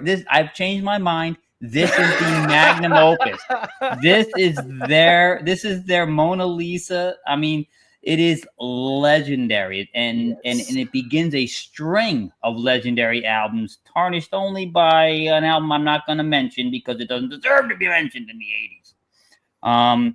Now, Living After Midnight, like Hell Wars News. Rob mentioned Living After Midnight being underappreciated. To me, that is the greatest song off this album. It is epic. It is the best song off of an album of amazing and epic songs. I mean, I know. I'm looking at my notes. I'm like, oh my God, you are overusing the word epic here. That is a writer's faux pas, but it can't be helped. Breaking the Law, United, Grinder, Metal. I mean, it is just one amazing track after another. You might as well just break off the skip button on your DVD player. Yeah, when you listen there to was this. no need to fast forward through No, this not at all. You don't need fast forward. You don't need rewind. The solos are amazing. Your rewind on your tape got a lot of abuse. Well, I'm not going to rewind because I don't want, once the song is over, the new one comes out. I'm like, I'm not passing up the next song.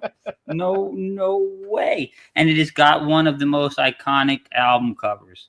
I mean, that is awesome. And the re-release, is let's just say a little bit more brutal. Or the alternate cover for the 30th anniversary, a little bit more brutal, and I don't know if it would be allowed. Would have been allowed in the 80s by the PMRC. Tipper Gore's, and Hell those Wars people. goes on to say his high school band was ripping Priest, Maiden, Saxon, Van Halen, Ozzy Osbourne. Very nice. Nice. Well, I think you found a home, at least with this podcast. Yes, I only do this once a month, but if I start attracting a lot more metalheads here, I might up it to 2 and have rotating panels for it. Good to see you as well, Jack Lemon. He's not in this school of music, but he is a musical individual, very musically intrinsic. He's a professor, old music professor. He says here, I know enough guitar stuff to know he's respected. My training is more piano, organ, keyboards, like yours truly.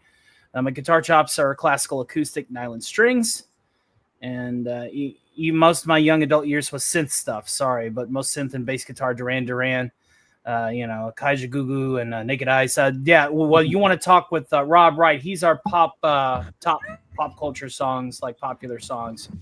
Kaija Gugu. Did they only have one song?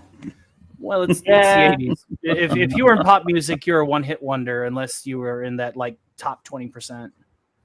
It was a good song. Don't get me wrong. It's a good song, but it's still just one song. Absolutely. But yes. So excellent. Glad that you found us, Hell Wars News. It's awesome. All right, Heather L., what have you got to say about? Well, no, we've already covered it. Yep. With you. And okay, so we're going to the next one. See, get excited, and I'm losing track. do. And it's so sad. We leaving behind that masterpiece. Breaks my heart. Yeah, that's okay. But now we're getting into the point of entry, and I do have both covers for this one in the slideshow as well. Which one do you like better? This one. Which one do I like better? Yeah, I like the airplane wing better. Really? Yeah. I like the computer paper better. Well, okay. Just I was just asking. No, we got to remember this. Whenever they really get their like cover aesthetics going with everything streamlined, looking like it's traveling by real fast, that's Well, yeah. speaking of the album cover, they mentioned it here that none of the band really liked it. To quote one of the guitarists, "The sleeve was awful." Guitarist Glenn Thompson said at the covers, and we got to blame management for that because they don't shop around to get enough. They get the one that was suitable. The American cover was different. Yes, but it got even worse. Oh, bloody hell! And hail to the great Casey Azowski, who gifted 10 more Shield agents. We're out to 11 new members tonight. Thank you, sir. Magnificent. Awesome possum. So thank you so much. Appreciate it, because usually this is the time of the month where donated memberships start to drop off. And I do like hosting movie nights, which we will be having a movie night specific for channel members. We're going to be watching some classic 80s horror schlock after Pop Culture Breakdown at 12 o'clock. Dark Knight of the Scarecrow. Yeah. So, so whenever DC's done and everybody's got a chance to eat or drink something, you're more than welcome to come to my backstage if you have green sleeves on. And I just spin a couple of movies and have a few drinks and bullshit with everybody and get to know folks. Casey Azowski then goes on to donate another generous $5 super chat. Thank you, sir. He says, rock on all. God bless you. And good to see Dalu in the chat as well, my friend. Hail. All right. Well, let's get back to business. All right. So, point of entry. On the first side of the cassette, we had the leading song, again, leading to that Twisted Metal vibe. Whenever I heard it on Twisted Metal's soundtrack for the PlayStation 3, I was like, I'm home. Heading out to the highway, followed with Don't Go, Hot Rockin', Turning Circles, and of course, Desert Plains. Awesome song. Solar Angels right after it on side 2. You Say Yes all the way. Troubleshooter, Chef's Kiss, and 10 on the Run. So if you were in the 2001 I Bought the CD generation, you would also get Thunder Road, which was recorded in the 88 Ram It Down demo sessions, and the Desert Plains live version that was performed at Kiel Auditorium, St. Louis, Missouri, on the 23rd of May, the year of our Lord, 1986. So let us go ahead and discuss that. We'll start with Rob Wright. All right. So the interesting thing about this album, after reading about the art, it says it recorded on the island of Ibiza with multiple distractions, glorious sunshine, extremely low-cost alcohol. The album was regarded with mixed feelings because it was different from what people expected. The album was nearly all spontaneously written and performed in Ibiza. It was an experiment in the sense before they had already written a majority of the songs going into the studio. So, wow, it's like they took a vacation and decided to come up with this album while on vacation. Kind of interesting. The only song that I know from this album is the entry Heading Out on the Highway, and I think it's been sampled by others as well. Yes. But interesting stuff. Interesting to read about what inspires some of these guys. And, after a successful album, just doing something probably while they're out on vacation is fascinating. So. Absolutely, my friends. Absolutely. Wes Cagle, what do you think? Well, I know I've said this is the epic decade, the stretch, and only marred by that album I don't want to mention, Blowing It All in '88. But this is kind of a slight flaw in the diamond, but it's not a huge flaw. It's still a decent enough album. And Heading Out to the Highway, like Rob Wright mentioned, great song. I mean, it is definitely an epic song, and it's got others. Desert Plains and On the Run, very good still, very good. A little slight downgrade from from anything from British Steel is a big downgrade. Right. But what are you going to do? You're reaching for the stars. You grab one of the stars. It's hard to grab another one right off the bat. Right. Yeah, but they'll rebound. But all in all, it's not a bad effort, but not the same as British Steel. So. Right.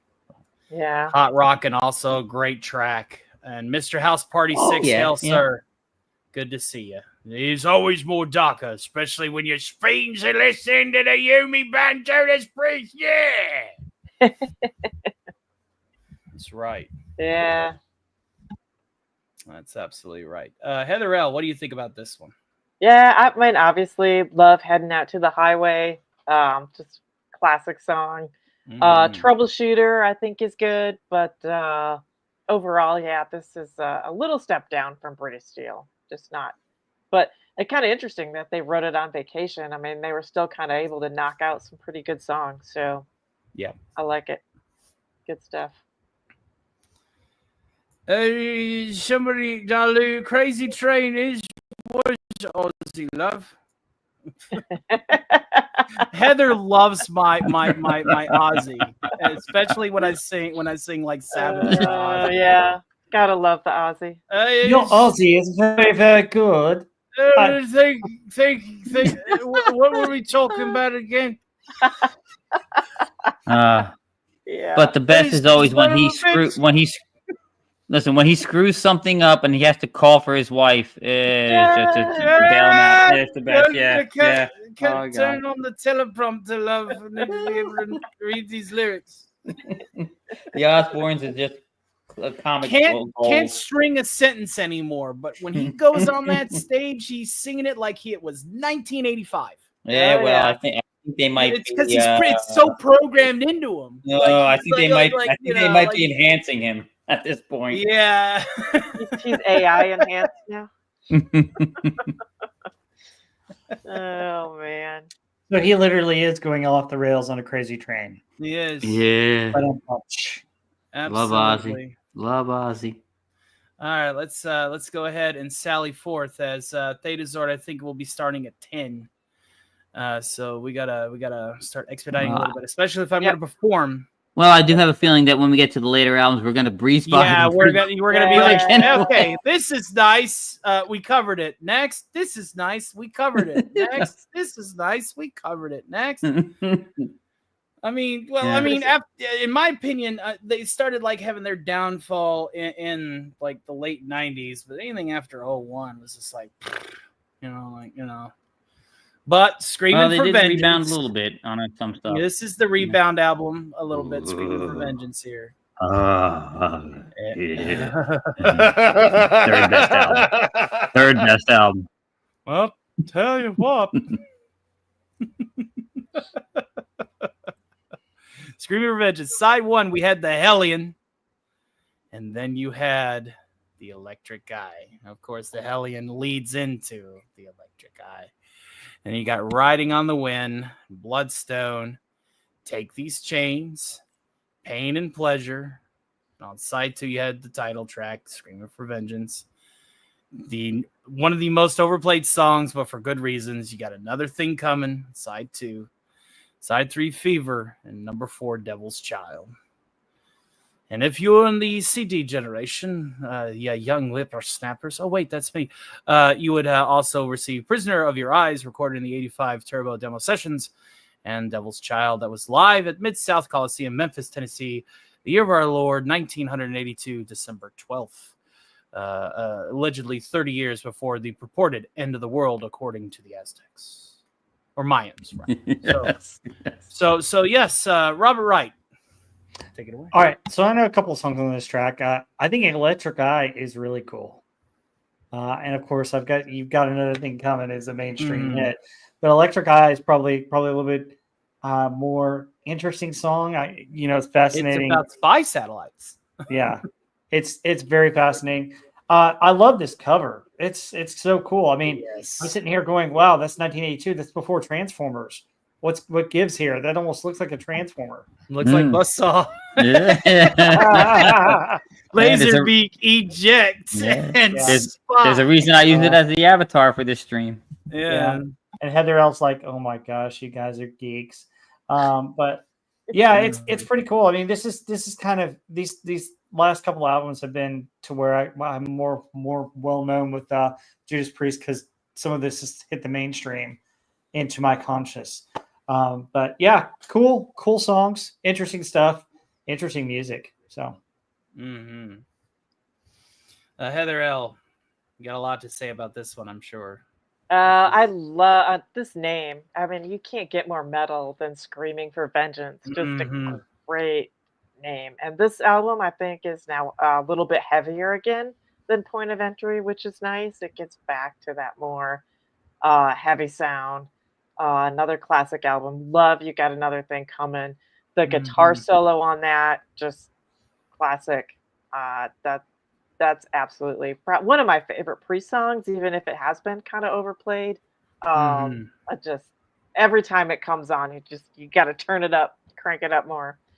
Awesome. I love this album. One of my favorites. One of my top albums from them. Hell Wars Dudes goes on to say we covered Alien Electric Eyes, Screaming, Riding on the Wind, another thing. Yeah. Yeah, so many great songs on this album. This was the tape that got played the most, folks. Yeah. This one and British Steel, I think, are my top two, and I love this one. Every song, you can just crank it up, and the guitar work is incredible on this one. So, Heather, were there any songs? I remember. Yep, me too. Oh, Tiny CD collection. Heather, were there any ones where you could do the flip the tape trick? Well, I'm talking. Listen to a song you like on side B, and you flip it over, and it has side A song that you like. Yeah, but I think this one was good. This is a pretty good album all through. So that you'd have to do that when there's like you hope there's two songs and it's like the end of the first one or then the last one on the other tape. So you don't have to rewind. But I think this is a pretty good CD to play all the way through. Priest transitioned from the Hellbent era into the Screaming era. Remember, they lost Les Banks for Dave Holland yet. Yep. Yeah, Electric Eye, Screaming for Vengeance. There's so many good songs on this. I don't know that you had to flip it. It's a great tape. I personally love this one. Wes Cagle is already covered. I think we've covered it. So, yeah, you really can't discuss perfection too much. My favorite song on that one. Absolutely. Now we're getting into Defenders. Now we're getting into some interesting stuff here. Defenders of the Faith, released the year of our Lord 1984. I was one. Congratulations. We had on side one of Yonder cassette, we had Free Will Burning, yes. Jawbreaker, yes. Rock Hard Ride Free, yes. And the Sentinel, fuck yes. On side two, you had Love Bites, Eat Me Alive, Some Heads Are Gonna Roll, yes. Night Comes Down, Heavy Duty, and Defenders of the Faith, fuck yes. In no general order. Oh God. This one's one of the best ones, dude. I love again the Transformer-esque art. Yes, looks very much like a Beast Wars tank. So yeah, this was an absolute monster of an album. Sentinel's my favorite. Oh yeah, you ain't telling me nothing I don't already know. Rob Wright, what do you feel about this one? Okay. So, interesting thing about this album, they're reading it. So, one of their songs, Eat Me Alive, was listed at number 3 on Parents Music Resource Center's Filthy 15. 15 songs the organization found objectionable. PMRC co-founder Dippergore stated the song was about oral sex at gunpoint. Interesting. In response to the allegations, Priest recorded the song Parental Guidance on the follow-up album Turbo. So yeah, this cover art is just so interesting. It was done by the same artist who did the previous album. It's Doug Johnson and Medellin, a horned tiger-like land assault creature with Gatling guns and tank tracks conceptualized by the band, which is kind of interesting. And it has this message: rising from the darkness where hell hath no mercy, and screams from vengeance echo forever. Only those who keep the faith shall escape the wrath of the Metallian, master of all metal. Oh, speaking of Gen X hot takes, where was Wasp on this PRMC listing? That's true. Right? I could look that up. I mean, there's like one or two songs that I know off this album. Jawbreaker is an interesting song. Yeah. Now, Love Bites is not confused with another Love Bites song, but difference. And then Some Heads Are Gonna Roll, I think I've heard before too. And I think Heavy Duty was on a video game at one point, but not sure. So interesting stuff. Absolutely. Wes Cagle. Yeah. This, like I said, found us a tank. This originally was what I considered near their magnum opus until I re-listened to all this stuff, and I had to displace it with British Steel, but it does contain, in my opinion, the second best Priest song, "The Sentinel," right after "Electric Eye," and even though I love "Electric Eye," "The Sentinel" contains the greatest guitar solo in all of Priest, all their discography, and maybe even in all of metalography. I mean, good Lord, it is an epic duel between KK and Tipton. It is. If you have never listened to that solo, it is dueling back and forth. It is amazing. It is awesome. And if you see it live, if you can see it live, Rob Halford back and forth between the two guitarists, it is amazing. It's awesome. But then obviously that's the best song. And out of, outside of Night Comes Down, there's not a bad track on this album. I don't care for Night Comes Down, but everything else is amazing. Love Bites and Eat Me Alive, although the sexual connotations, still driving great music. I mean, it is awesome. And Free Will Burning, just that is classic metal. That is classic metal. Imagine, like, if you get in an argument, right? You get in an argument with your spouse, and it just leads to angry hate sex. That's when you bump "Eat Me Alive." Well, if I get an argument with her, I'm just gonna say "Eat Me Alive." Whether it happens or not, I still win. Yes. Absolutely. Speaking of the filthy 15 that Rob Wright was mentioning, we had Prince's Darling Nikki, Sex and Masturbation, Sheena Easton's Sugar Walls, Priest's Eat Me Alive at number 3, Strap On Robbie Baby by Vanity at number 4, Motley Crue's Bastard at 5. Really?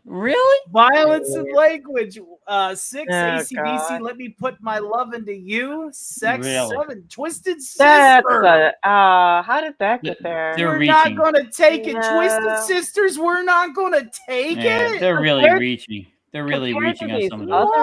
That's a reach. Madonna's Dress You Up, I can understand. Wasp, Animal, Fuck Like a Beast, I can understand. Yeah, that one, Yeah, that one. Def Leppard, High and Dry Saturday Night, and Drug and Alcohol. Oh, you know what? If you're going with Def Leppard song, it's got to be the one off of High and Dry, the original one. God, what's the first song on that album? Where's Kiss's Love Gun? I know. Hey, hold on. I'll give the rest real quick since I've got them right in front of me. No. So, Def Leppard, High and Dry for drug and alcohol use. Merciful Fate, Into the Coffin for the occult. Black Sabbath, Thrashed was number 12 with drug and alcohol use. Mary Jane Girls, In My House for sex. Venom, Possessed for the occult, and of course, Cyndi Lauper for She Bop. Oh, She Bop. I had no idea well, I see that one. The song was about until I was in I get it. Mr. House Party. Right, but if they're going with if they're going with a Def Leppard song, especially off of High and Dry, why not Let It Go? I mean, it is as much about oral sex as Eat Me Alive. Mr. House Party with a very generous $10 super chat. However, I cannot read it. I left my decoder ring in my other box of cereal, but I will hopefully one day be able to decipher what you put on there with the invisible ink. Thank you, my friend.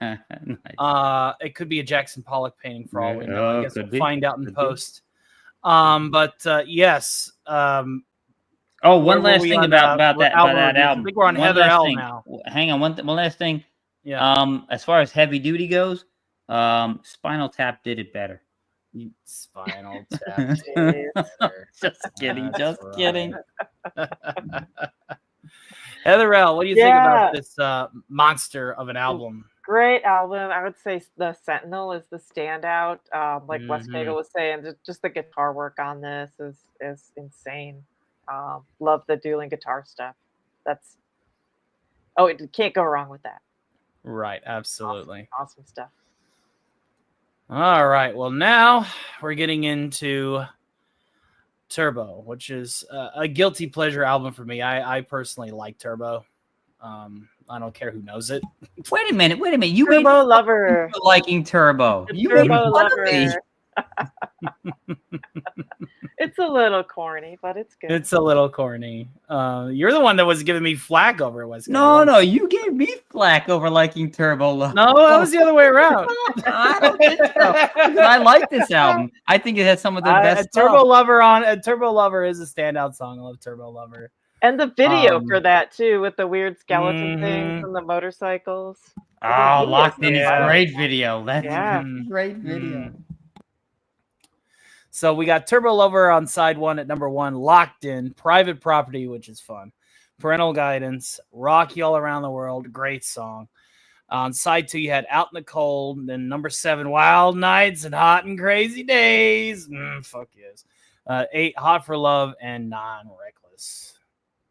So this is whenever Priest was enjoying the sound that they had established. Like this album doesn't break any new norms; it just stays in that zone of the sound. And so why are you angry, Mr. House Party 6? Is it because you didn't send anything with that super? Do let me know, buddy. I do appreciate the love, regardless, my friend. Angry fucking guy here. Yeah, you know what? Sometimes you push that send button before you're ready. I got your Turbo Lover. Been there, done that.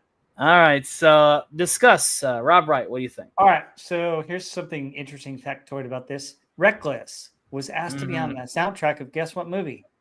Top Gun. Yeah, Top Gun. But Judas Priest declined because they thought the film would flop and because it would meant having to leave the song off Turbo. I'm just sitting there going, are you kidding? You have an opportunity. This is the 80s. This is when soundtracks just took off and it would have taken your band. Anyway, a lot of people were stupid though on Top Gun. So many people thought it wouldn't be successful. It's just. I know. It's why Kenny Loggins got 2 songs on there instead of 1. Although I will say that some of the other songs on there are not as well known, but they're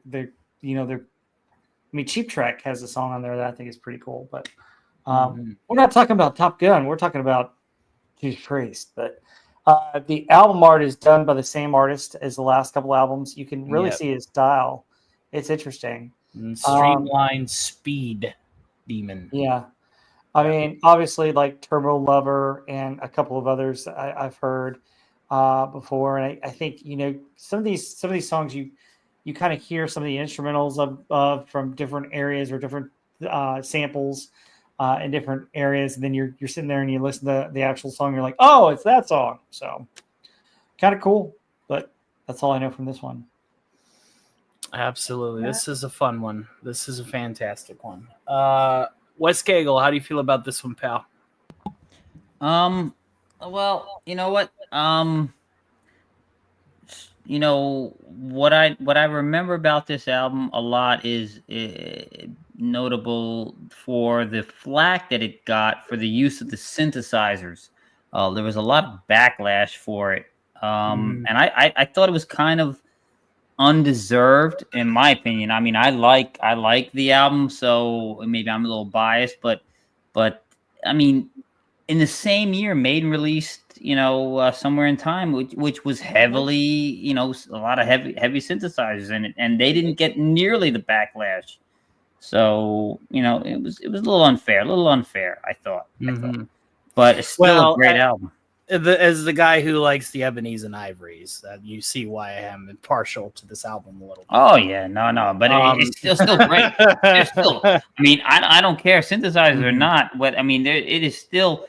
We have the I am a lot about the driving guitars, the soaring guitars, the epic vocals, and it's got one of the greatest songs. It may not be top 5.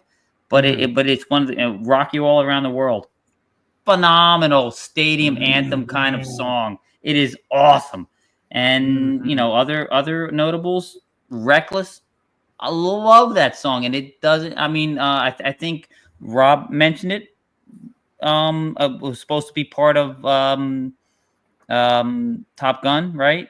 But yes, but man, it's a great song. It would have been great on that album, and Locked In, great as well, and so is Parental Guidance. I mean, it's all epic, like stadium of cuts at this point on here. Out in the Cold is great too. I mean, I could go on. There are so many good ones on this one, and people give this one a lot of flack, and it doesn't deserve it. Yeah. Mr. House Party 6 with another generous $10 super chat. Sir, heck, I already said that I was going to be singing the song. We might actually hit the go with all the love that we've given. Yeah. Oh no, Stark of Iron, all good, buddy. YouTube Reindeer Games. Yep, it's Kangaroo Court, Morty. Kangaroo Court. So thank you, sir, for your generous donations tonight, my friend, and God bless you. Mr. House Party then goes on to say, "Don't you pump me up, Acolyte." Acolyte. This is Hans, and this is Franz. Don't bring the Acolyte in here. To pump you up. Don't harsh our mellow, man, with the Acolyte. Don't harsh our That's mellow. right. Heather, what do you think about this one? Yeah, I mean, it is a little more commercial sounding with the kind of stadium rock versus the metal. I mean, I still like it. This might be one of those, like Rob was saying, where you listen to Turbo Lover, then you flip the cassette and you listen to Reckless, then you flip it back, listen to Turbo Lover. I don't know. I didn't get super into this CD. I do like Turbo Lover. I think this does, 86. Everyone's throwing some synthesizers in there, just kind of riding the wave, getting a little more commercial. But yeah, I mean, this is not one of my favorites. I do like those two songs though. Well, here's where the commercialization gets really bad, folks. Don't do it. Don't do it. Please don't hit that button. We have to cover every album. No. We have to cover every album. We have to. I'm sorry, but we have to. All right, I'm going to drink the Kool-Aid. Oh God! Well, save one for me, Reverend Jim, please. Hey, thank you. Put the hammer down. Ram it down. Oh, they're putting the hammer down. All right, with probably the biggest stink, the zit on the face of this otherwise chrome Titanic god that is 80s Priest metal is that Johnny B. Good cover. I can smell it from here. Well, actually, the only good song on the album. And you know why they did the Johnny B. Good, right? You know they didn't have any other songs. For well, it was supposed to be for the Anthony Michael Hall movie, Johnny B. Good. I don't know if you guys remember that movie where he's unfortunately, I saw that movie. He's the quarterback who's getting recruited by all the schools. Yeah, it's awful. It's terrible. It's one of the worst. It's one of the worst almost Brat Pack movies. And almost. The dumbest thing is the Texas part where he goes to it's what's supposed to be UT, and it's just he gets the Cadillac with the horns on it, and you're just like, okay, all right. So the movie's as bad as the album, then? Probably. Yeah. Oh yeah, the movie's bad. God. No. Oh, God. This one right here, folks. This one right here. We all make mistakes. Nobody's perfect, okay? Nobody's perfect. Yeah. But let's go through the tape tracks. Let's go through the sides here. On side 1, we had Ram It Down, Heavy Metal, Love Zone, Come and Get It, Hard as Iron. On side 2, you had Blood Red Skies, I'm a Rocker, A Song That Shouldn't Exist, Love You to Death, and Monsters of Rock. Okay. Now this was the plateau of their commercialization era. This was a lot of people when this album dropped. Blood Red Skies and I'm a Rocker are great songs. But a lot of these songs on here, you could definitely tell they were being told by the record company, stop, don't do this instead. This reeks of Geffen era Halen to me. Oh, yeah. This is Geffen era Halen being done to Judas Priest. Okay. Wes Cagle seems to love it. I see his avatar has changed. Really, Now, I will say that's kind of a cool album art. I have to admit. See, the album art, people are like, great, another Priest album. But can you just imagine going and getting a record, going and getting your tape, right? You go to the music store, new Priest album. Oh, look at that art. Oh, fuck yeah. Yeah, like, yeah, And yes, this was when Rob was about to quit, too. We'll get to that. Yeah. We'll get to that. Did Dean at least, channels enter Marty McFly to sing Johnny Be Good? I mean, no, it's not even. No. And I bought this. I bought this another album. very generous $10 donation, Diamonds and Rust. Yes. Great and song. I bought this album on the strength of the Priest name alone. And then I got home and I'm like, on the bonfire. You could definitely tell this was a filler album. Absolutely. This the record deal really did fuck him. And Rob was like, I'm about done. This is pointless. Kind of like, and just despite the production hell of this album too, this was a production hell. It was very substandard quality, and compared to, Screaming and Defenders, then this comes out. It and just people are sounds like they didn't. What's going on? What's going on? Like, but Rob Wright, discuss. What do you think? So reading about it, they said one of the Rolling Stones members described Ram It Down as a sorry self-parody of their own stuff. Which is kind of funny to read. And then Halford's take on the rest of the album is that it was a very heavy record with Glenn Tipton and KK Downing really ripping it up on a lot of those riffs.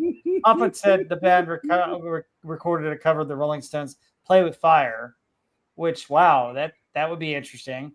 Yeah, he said it was a shame that it did not make the album. Well, thank goodness it didn't, because Playing with Fire is an interesting song, and I don't know about Judas Priest's version of it, but that would be fascinating to hear. But felt that I had to add those 2 cents here. Yes. Old man Bird, Eugene Bird says, so hard that a cat can't scratch it. That's right. Yeah. Wes Cagle, your emoji, it says it all, man. I assume that the Kool-Aid was bad then? Oh, no. You know what? Here's my notes. The less said about this album, the better. Best song, Johnny Be Good. Next. Best? You think that Johnny Be Good? Everything else is crap. Everything else makes me want to vomit. This is the Priest version of. Listen, this is the Priest version of Saint Anger without the really crappy sounding drums. No. God, no. The Johnny Be Good song is the. No, it's the only one that actually makes it worth having. Everything else is crap. Everything else is crap. And you know what? I don't blame Halford for quitting after this. Mr. House Party is giving me a palate cleanser from the brain that is trying to saw itself out of my skull, hold up a sign like Wile E. Coyote saying, I quit, and storming off with an accurate reading of my current heart rate at 120 beats a minute. Thank you, sir. Thank you. Oh, God. See, Mr. House Party 6 know what I'm talking about. This is the Saint Anger version of a Priest album. That's some severe criticism, man. Saint Anger was bad. Oh, Saint Anger is like I wouldn't put this in Saint Anger territory. I mean, this is lackluster and kind of low effort, but Saint Anger was. Heather L, what have you got for us? Yeah, I'm gonna say not as bad as Saint Anger. That's just brutal. But it just kind of feels like they don't want to be there anymore. Like, let's crank out some tunes and fulfill our obligation, kind of thing. It's just a BC effort from them. Just not there for me. Yeah. Yeah. And our good friend Nemesis says, and I quote, "I'd rather listen to this album than Turbo." Really? Blasphemy. Wow. All right. But Well, to each his own. It takes all kinds to make a world. No, to each his own. I don't fault anybody for what they like. Sure. You like We what you still like. love you, my friend. We still love you. If you like it, you like it. We're not going to say, "Hey, go listen to it," because we don't. Absolutely. But I don't like much of the metal from the 90s, but my brother loves it, and God bless him. Exactly. God bless his heart. I mean, God bless him.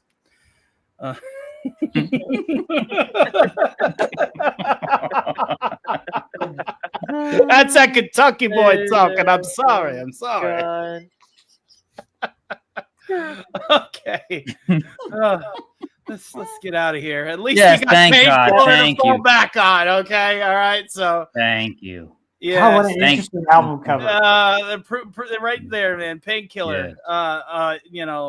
They realized at the year of our Lord 1990, and certain methodologies that were put into place were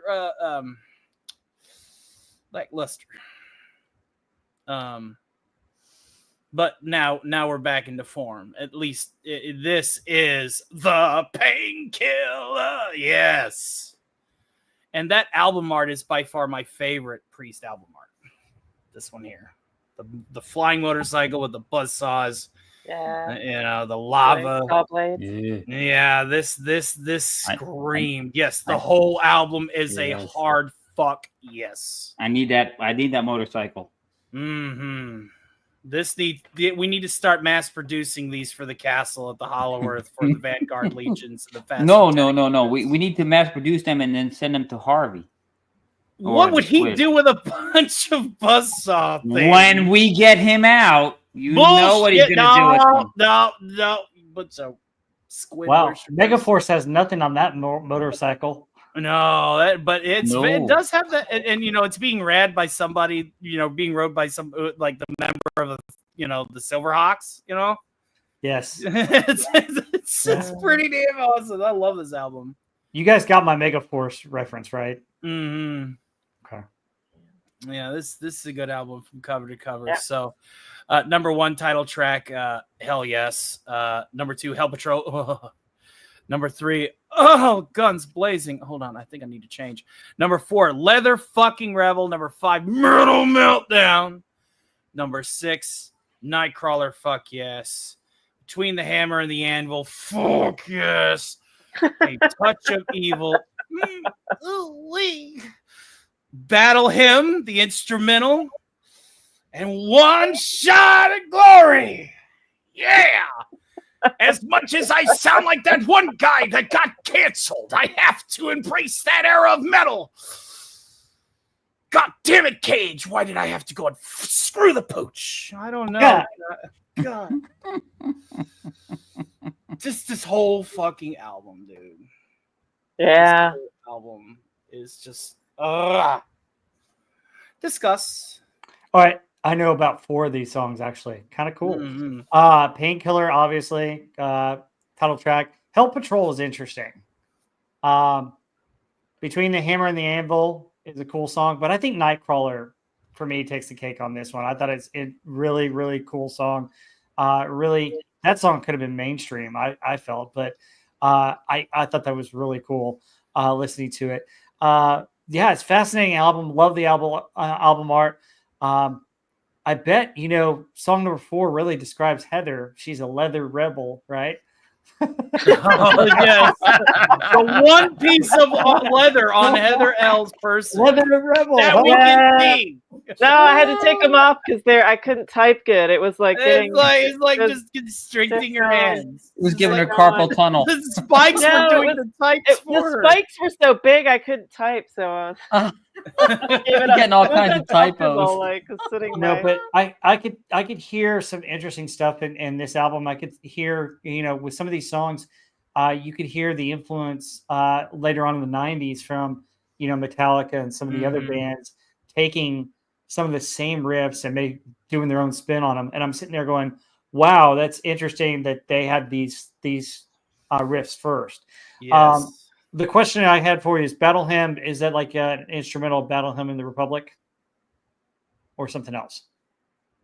I think it's just the lead in to Glory. Okay, One Shot of Glory. Okay, One Shot of Glory. Yeah, it's the same. It's the same concept of the lead in with Hellion into the Electric Eye. Okay, that makes sense. Hail to Mr. House Party 6 with another generous $10 super chat. We are, I think we're at 10. Thank you so much. So I guess I'm not singing 2 songs, but I am singing the best one.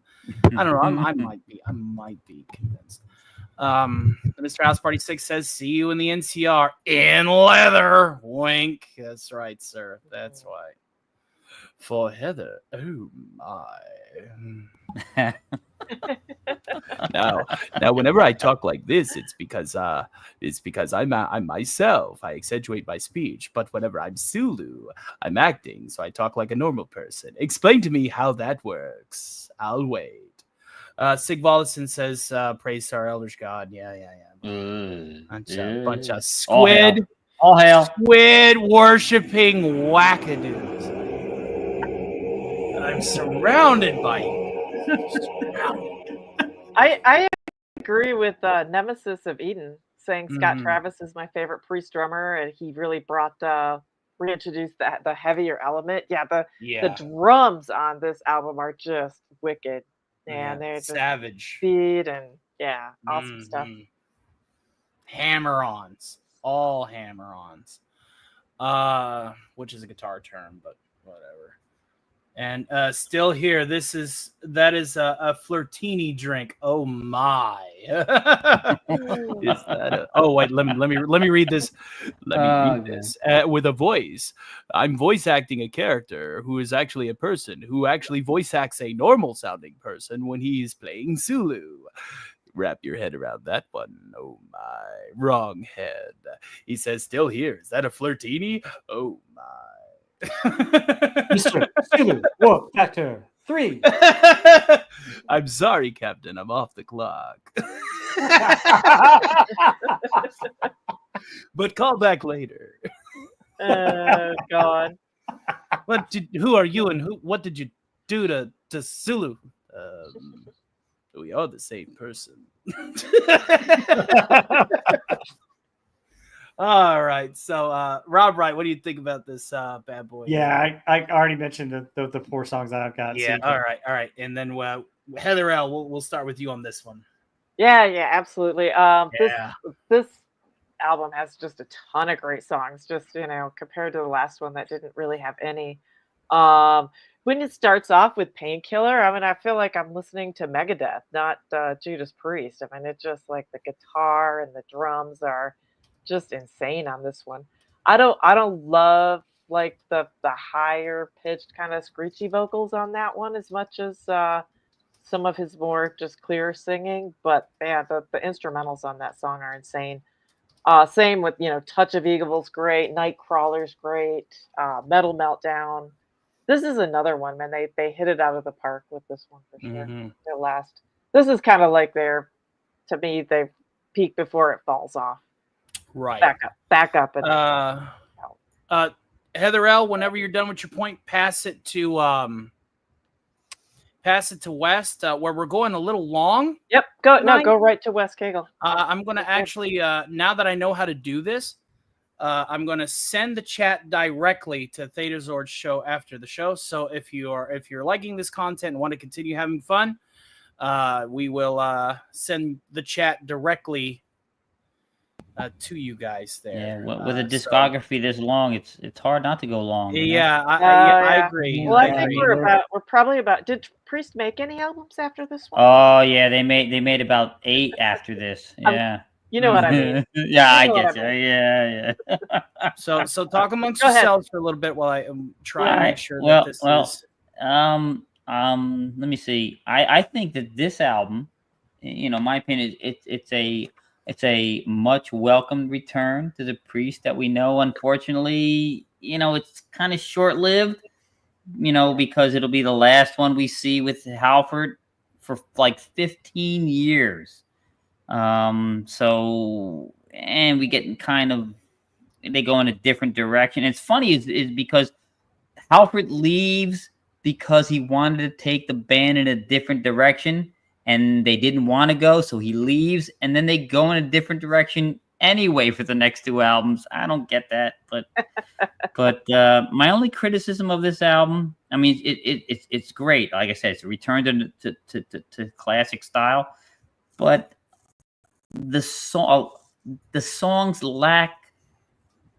They're great songs, don't get me wrong, but they lack the individuality that a lot of the songs on earlier albums had. A lot of the songs are very, very similar. All good, don't get me wrong, but they're not as varied as on other albums. Yeah, I hear that. I think the best song here is "One Shot at Glory." I think it's the best song on the album. But other notables are Painkiller, Hell Patrol, and A Touch of Evil, and the solo from Between the Hammer and the Anvil is classic Priest. It's epic. It's an epic solo, man, and is what we know from them. So, absolutely. Yep. Alas, like all beautiful metals, we start to see the downtick, and we're going into the jugulator now. And this was 7 years of hiatus between 1990 and 97, and we didn't see much from them.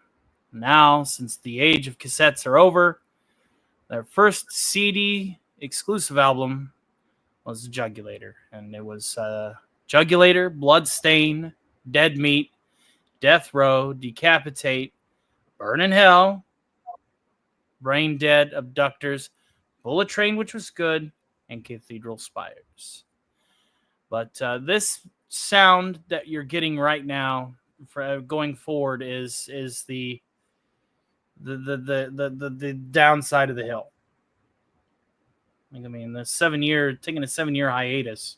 I mean, well, it wasn't a total hiatus. There was touring and other promotions going on throughout. But as far as writing new songs and they start to slow down at this time. And age gets us all in the end. Yeah, in Cathedral Spires, yes. But let's go around the horn. Rob Wright, what do you think? So you mean the rest of these albums are fitting for that one song? They should all burn in hell. No, I mean, the interesting thing you read about this, there was a music video for Burn in Hell. I don't remember it, but they mentioned that 2 minutes of the song were removed for that. And you're getting into the time when music videos were still very popular. You had Headbangers Ball, which was still very popular in the 90s. So it was an opportunity that was possibly missed. Yeah, I think Headbangers Ball to me was more early 90s. Got them all. See, yeah. I didn't really listen. I didn't after 96. Yeah. The last show I went to was in 96.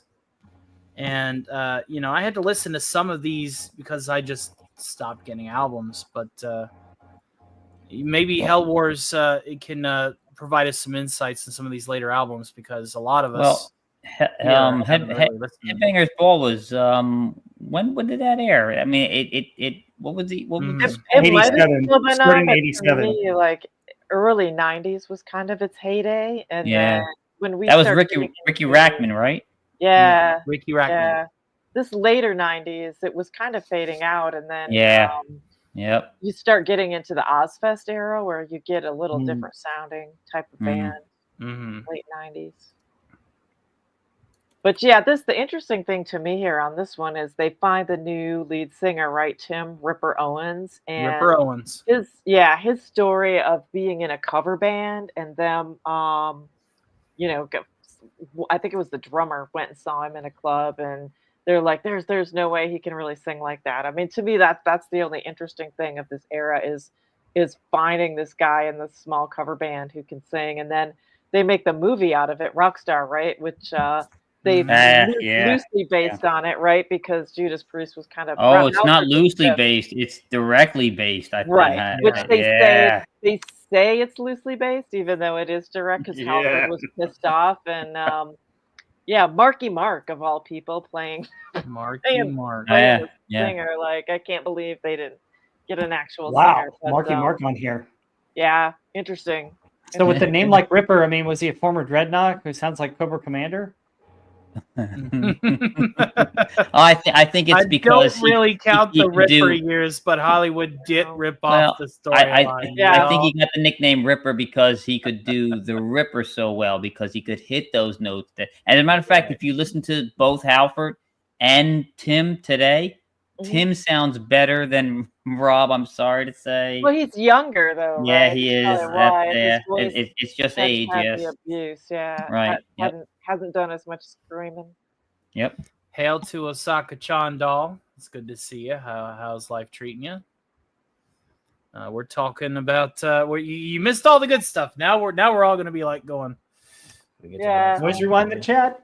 Now we're like, okay. You'll still have this up, Tony, for people to watch, right? Huh? You'll still have this up later on for people to watch later. Yeah. Please stick the tape in. Be kind. Please rewind. Us small fry YouTubers, we rely on the watch time. We rely on the engagement more than you think. So if you're coming in late, feel free to just be kind and rewind. That was the Ripper is killing it with KK right now. I believe it. I just haven't really had a chance to really listen to a lot of its this new stuff. Anything from 2001 onward, I'm completely blind with. Yeah. Which speaking of which, Wes Cagle, any thoughts on this album? Yeah, the Jugulator is it's the first of what they call the forgotten albums. Yeah. As a matter of fact, it's all but buried. This one and the next one are all but buried by the band once Halford returns. When I was looking up songs to refresh myself, normally on YouTube, you the first ones that come up are from the Judas Priest website themselves. There are none to be found on the Priest website for this album. It's other people putting it up. Yeah. And like Heather mentioned, Tim got the shaft at the end. Once he was gone. Hence the whole the movie. Now he does a really good job of filling Rob's shoes. It's almost not quite, but it's almost seamless. I mean, he's very good, but I have to say this sound of these two albums, this one and the next one, are very 90s death metal kind of feel, and it's almost if they're trying to be 90s Metallica, and I don't like 90s Metallica as much as a Metallica fan that I am. I don't like what they went when they went in that direction. It's almost like they tuned all their guitars way down. They slowed everything down. It's not bright. It's not thrashy. It's not fast paced. It's not hard. Oh, yeah. It's just not Priest. Mr. House Party 6 with another tenor, making you a producer for tonight's show. Thank you, sir. He says, Catchy's outside at Oxford. Thank Is that you cryptic? so much. I don't Producer, Mr. House Party get the 6. reference, Thank but you, my friend. But that went over my head. I went over your head. He's wanting to get in a fight. Oh, okay. Oh, no, not me. I prefer to just drink and have a good time. I'm not. I done crossed the line. He's a producer, yeah? Look at all the yellow. You flashy gets. Flash gets working with the bad moons. Nice. They got the shootiest. Nice. Heather L, what do you think about this album? Yeah, these two albums we can kind of cross over. Yeah, we're just gonna. I don't Demolition's like nothing beyond my Ripper comment. And these, I mean, I didn't re-listen to any of these for the stream, and I didn't listen to them heavily back then. I'm just not. I know I listened to some when they first came out and was kind of like, and so I haven't listened to that. Yeah. The second album is almost like a clone of this one too. So it's almost they're almost the same. Yeah. Mm-hmm. Nothing there for me really. So I believe now we're gonna go into Demolition, or we can skip that one. Yeah, Demolition. Yeah, it's all right. It's okay. It's okay, but it's not great. Favor of just going over the track list and skipping, say aye. Aye. Opposed. Motion passes unanimous decision on the Demolition album. We have Machine Man, One on One, Hell is Home, Jekyll and Hyde, Close to You, Devil Digger, Bloodsuckers, In Between, Feed on Me, Subterfuge, Lost and Found, Cyberface, and Metal Messiah. If you had the Digipack pressing bonus tracks, unfortunately for you, you would get Rapid Fire, a re-recorded version, which is, of course, not as good as the original, as well as a re-recorded version of the Green Manalishi. All re-recorded, because why not? Why not? Moving on to our next point of note in the year of our Lord 2005. We have, of course, The Angel of Retribution. Another unbridled mare, but, Are we discussing this one? There's some good stuff here. I don't know what anybody else has, but there's some good stuff here. I enjoyed this album. Judas Rising is okay. Yes. Mr. House Party then goes on with another $10 super chat. He says, "Oh, well, then there is some deal talker. That's shooty stuff right there." Already a producer, and he's when did you jokes? When did you become Cockney there, Stark? What orcs always speak like this. Listen here, Yumi. You's got all that fancy talk, and you should spend all that energy with your syllables in the fight.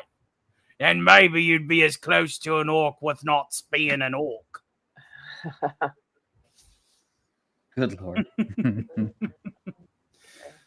All right, Robert Wright, what have you got? What you got for us here? Not a whole lot on this one. I yield the floor to either Wes Cagle or Heather Al. Yeah, I did not listen to this album, so you guys are going to have to.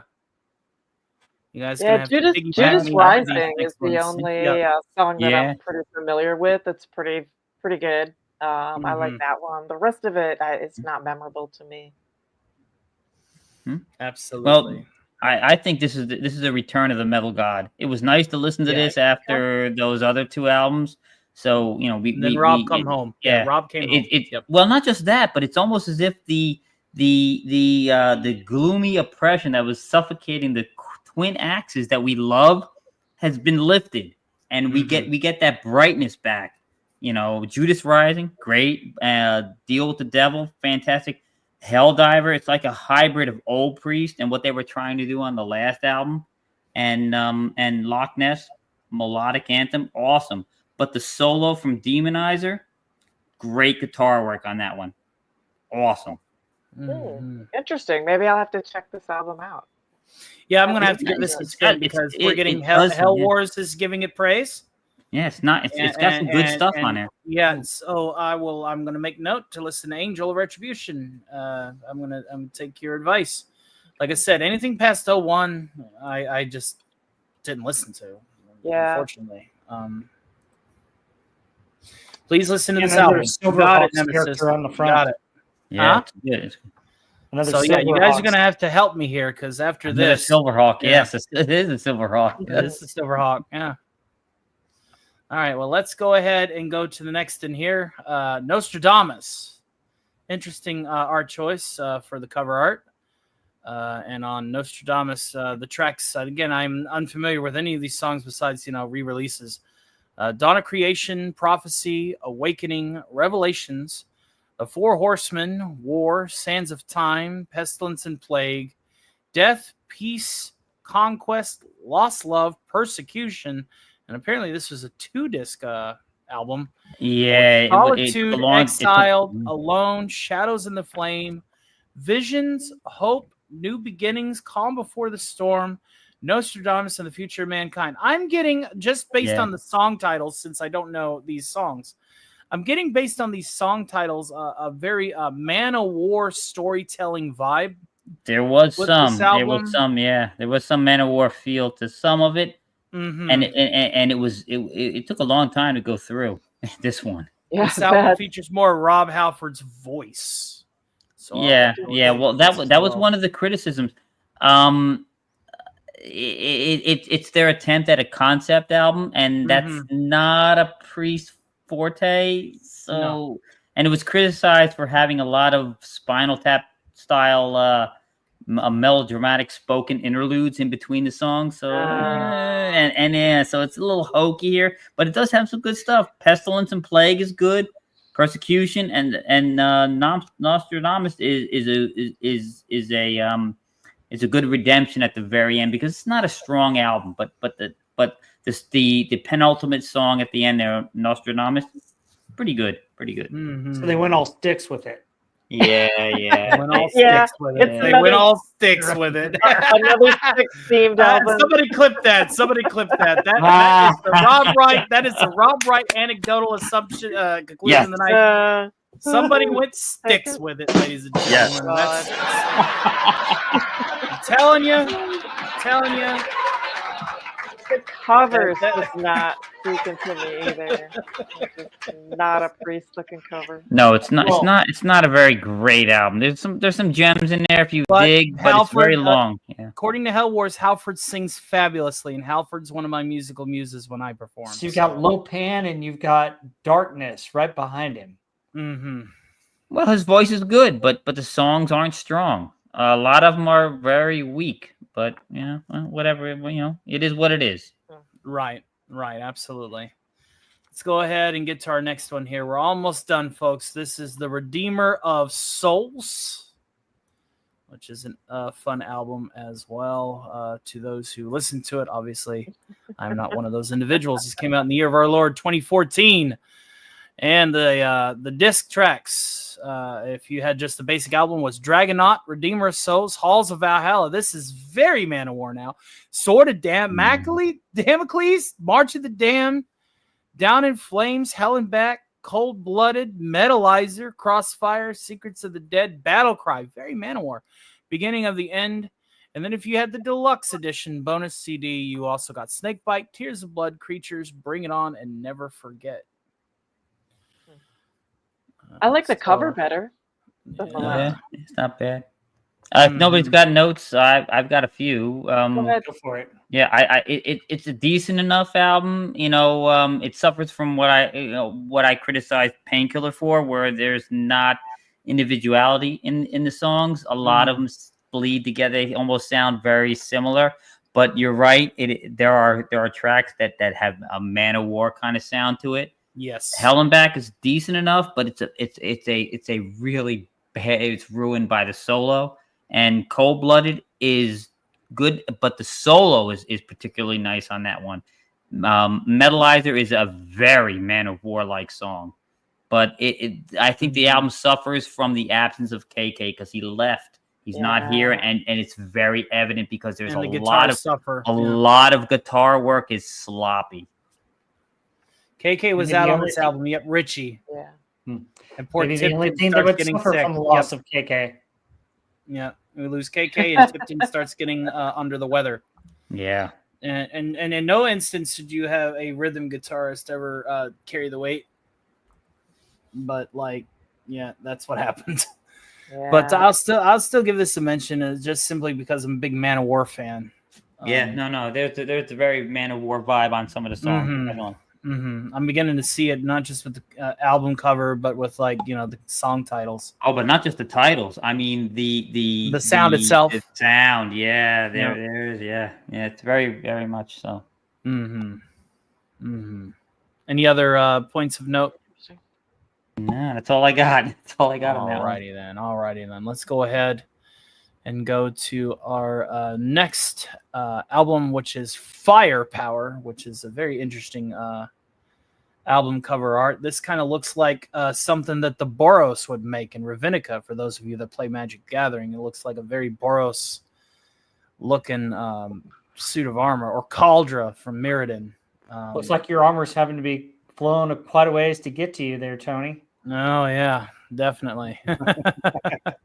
You would think with an album title and firepower that I would be, playing this while kicking bad guys in the face and firing repulsors from the boots to fry them off, and that I would have heard this album. But unfortunately, just like the other Priest albums from 2001 onward, I did not merit this one a listen. Didn't even have a chance.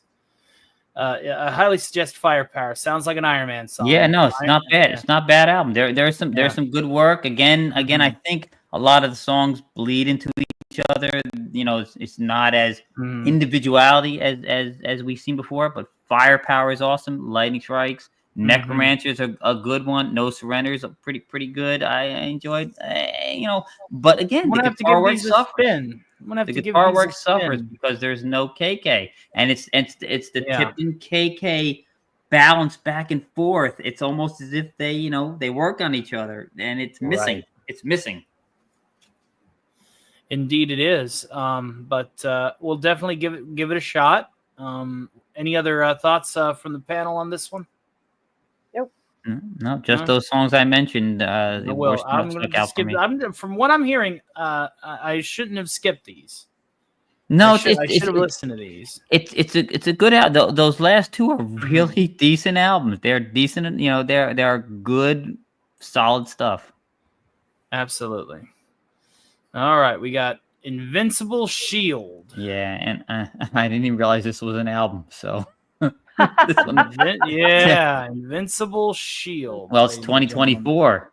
This came out last year. This is the last album.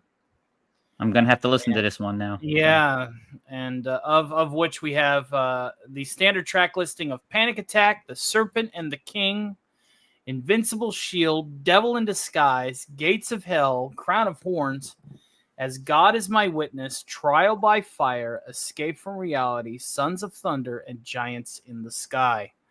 And if you decided to make your shield a little bit more shiny with the deluxe edition, you would get Fight for Your Life, Vicious Circle, and The Lodger.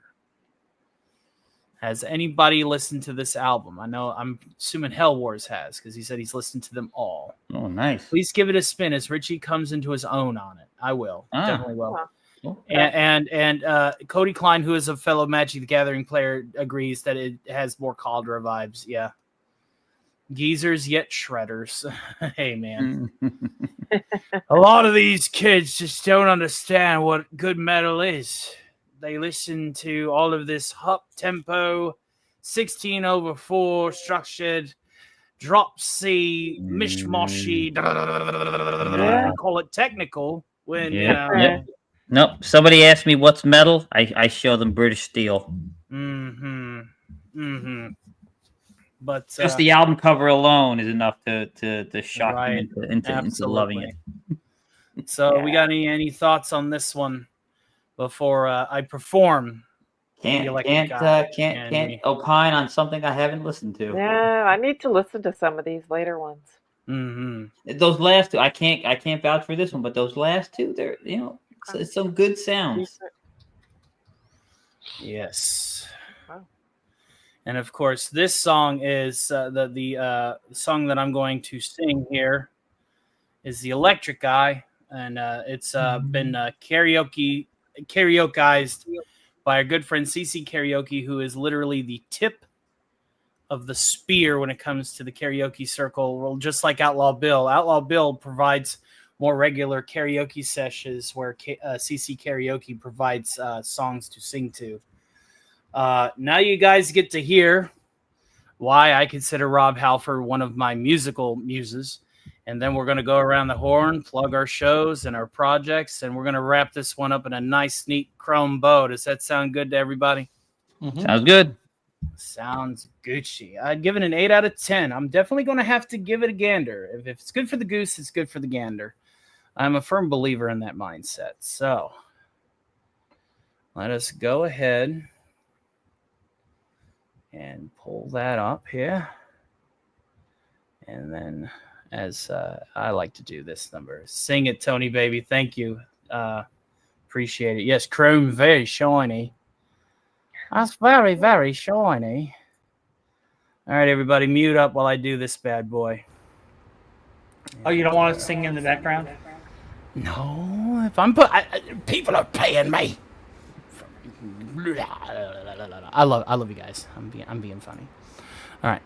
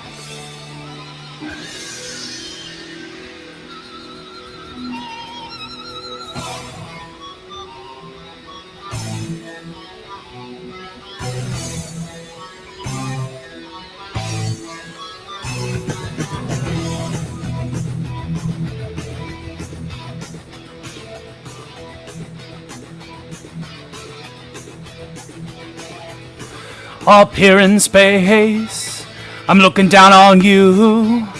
My lasers trace everything you do. You think you've private lives, think nothing of the kind. There is no true escape, I'm watching all the time. I'm made of metal, my circuits gleam. I am perpetual, I keep the country clean. I'm elected, electric spy. I'm protected, electric eye. Always in focus, you can't feel my stare. I zoom into you, but you don't know I'm there. I take pride in probing all your secret moves. My tearless retina takes pictures that you can prove. I'm made of metal, my circuits gleam. I am perpetual, I keep the country clean. I'm elected, electric spy. I'm protected, electric eye.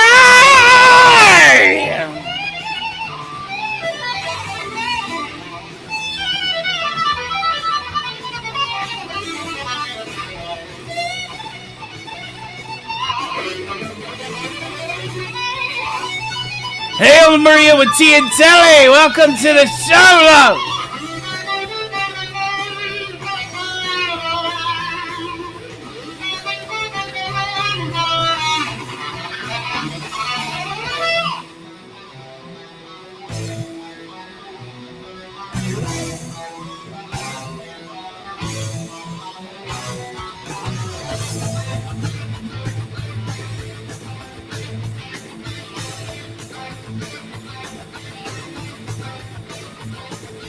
Electric eye in the sky, feel my stare, always there.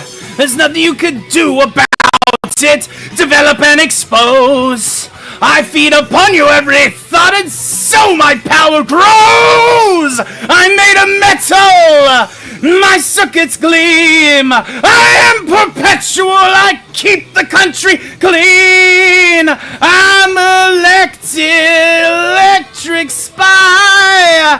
I'm protected, electric eye. I'm elected, electric spy. I'm elected, protected, detective, electric eye.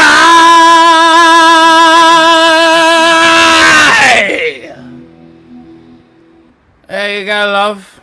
Always in focus, yeah? And we lost West Kegel here. Yeah. Where did West Kegel go? Oh, no. Well, rate my Vogon poetry, if you want. Was that good Vogon poetry? Yes, that was. Very good, very good. Matter of fact, I need my towel. I understand that. I hope that Hell Wars enjoyed that as well. Yes, hopefully that was to your liking. And Maria, I don't know if you like metal or not, but that was for you as well. It is so good live, yes. And Mr. House Party with another very generous $10 super chat. Oh, Maria with tea and Telly's here. Yes, I greeted her during the solo, the 52nd one. Always in focus, my friend. Thank you so much for your support. Wow, I almost choked the solo. Well, if you have in the Central Kentucky area, Hell Wars, and you ever want to jam, I would happily like to jam with you. But yes, I should display my metal voice a little bit more often. Wes Cagle, you're back. Did you hear it? Was it good? Oh, hang on. That's not even. Man, hang on. Something's not right here. Wes Cagle got a head rush from the head banging too hard to That's it. right. Knocked himself out. Well, I have to earn my stripes from my fellow metalheads. You thought it was good, Heather? Oh yeah.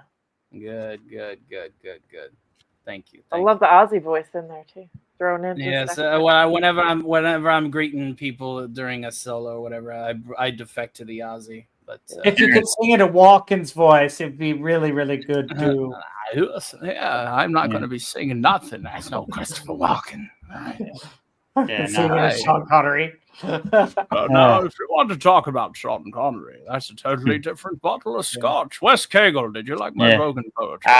Unfortunately, my internet crapped the bed in the middle of the song again. Oh no! So, you're gonna have to play it on the rewind. You always leave a comment at the end of the stream anyway. So you can just rate it there.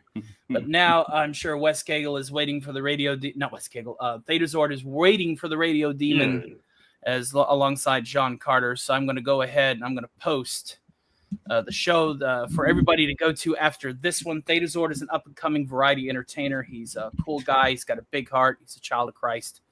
He's all these great things and more. Very creative and very original. Very awesome dude. So if you like the musical stylings of my metal voice, then you'll be able to see more of my vocal range featured as I talk in character for the next few hours. The background dropped way down and the vocals were a bit blown out. Yeah, well, thank you. I am working with primitive equipment. But if I were to record it and mix it and just mix it in post, and I could probably do a solid standalone. So I can blame your primitive equipment for why my internet crapped out. There you go. That's what it was. You can blame that.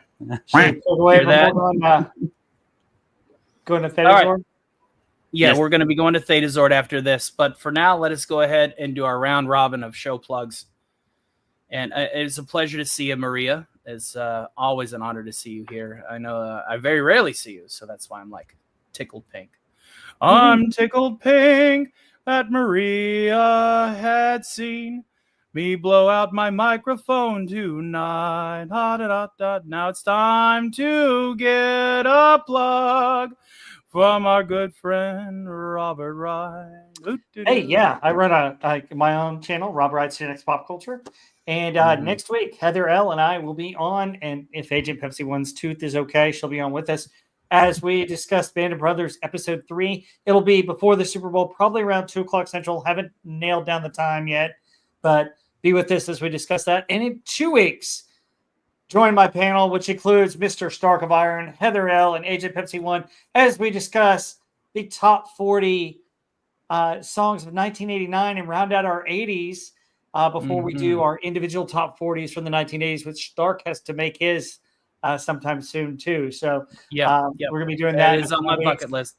It's on my calendar. And with the hits of 1989, Agent Pepsi 1 doesn't like some of the late 80s hits. And if you've ever heard an Agent Pepsi 1 rant on music, you're missing out. She has the funniest rants, and we have a great time. The shit we give her is glorious. Yes, it is. It is. If you love the 80s, you got on my channel. Unless anybody has some suggestions for movies or TV shows or anything you'd like me to cover, let me know. Good to see Robert here, and good to see Agent Pepsi 1. Good to see you here again. All righty then. Let's go down the ticker here. Heather L. Wrenchimus Maximus swinging that wrench for his lordship at the Hollow Earth, as well as a co-panelist. Absolutely. I'm not. Yes. I don't have a channel, but I loiter occasionally on other people's. So, like Rob mentioned on his, and I'm a wrench at Doomcock's channel. So come to Overlord DVD for Pop Culture Breakdown on Wednesday and Friday Night Frolics. Come hang out in the chat. Come hang out in the chat and watch as. See, the thing is I'm surrounded by 3 people here that are all on the other side of the fence when we do our weekly fight for the universe. So it's kind of like, Sam the sheepdog and Ralph the wolf. We're all friends. We're all friends, but we're all walking to that time clock. And I'm like, hello, Rob. Hello, Stark. Good day today? Great day. Clocking in. Next thing you know, lasers, owl feathers, cybernetic bobcat parts, androids, giant robots, lasers, beams, crimson sabotaging crap, people farting in my suit, infinity stones being devoured, etc., etc., etc., etc. And then as the dust settles, we're covered in dust. We're all our asses are kicked, and we're like, great day today there, Heather. See you at the pub. Punch out. So, that's literally the dynamic that we do, and it's a lot of fun. If you like variety entertainment, if you like that sort of thing, we do that here a little bit as well for the after party after Friday Night Frolics. We keep the party going for the people that just can't sleep and are waking up on the other side of the planet. It's my favorite gig to do, even if it's not the most time that I put into it anymore. But it is my favorite gig to do. Wes Cagle. Yes. All I want to know is who's farting in your suit? That is underhanded. That is.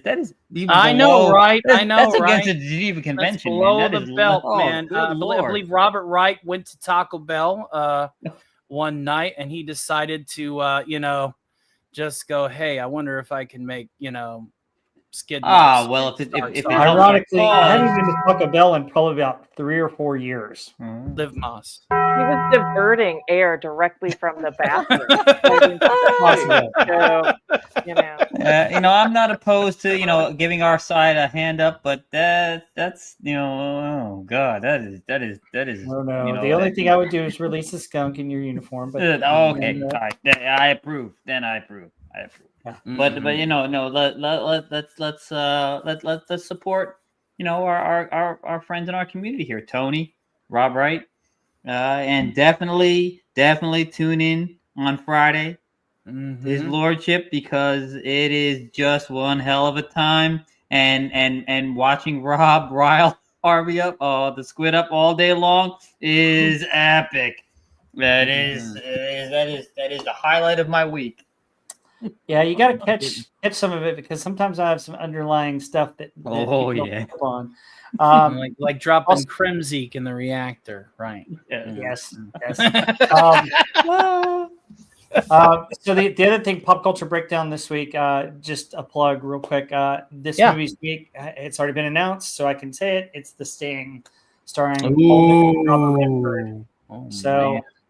Check it out. It's usually one of the most enjoyable parts of Pop Culture Breakdown that everybody likes to talk about. Yeah. Hashtag Feliz Navidad. Great movie. It'll be a great discussion. Let us never forget hashtag Feliz Navidad. Oh, good Lord. All right, folks. That's going to be it for tonight's episode of Hangar 18. And I have decided to just take the administrative decision simply because I think I might, fingers crossed, I might be able to pull it sometime in March. I'm going to reach out to a particular individual that goes by the name of Slizzy P. Martini, manager of Guar. Wow. Who has a streaming show on YouTube occasionally. I'm going to see if I can get him on. As we talk about War in March. So with that out of the way, be excellent to each other. be awesome to each other, love each other, smile, make everybody's days better. We are all in this for the greater good. God bless each and every one of you. And thank you for rocking on. This has been, up to this point, my favorite episode of Hangar 18. You guys made it absolutely awesome. God bless. Wow, you actually got me giving the bowl and doing a headbang. Yeah, buddy.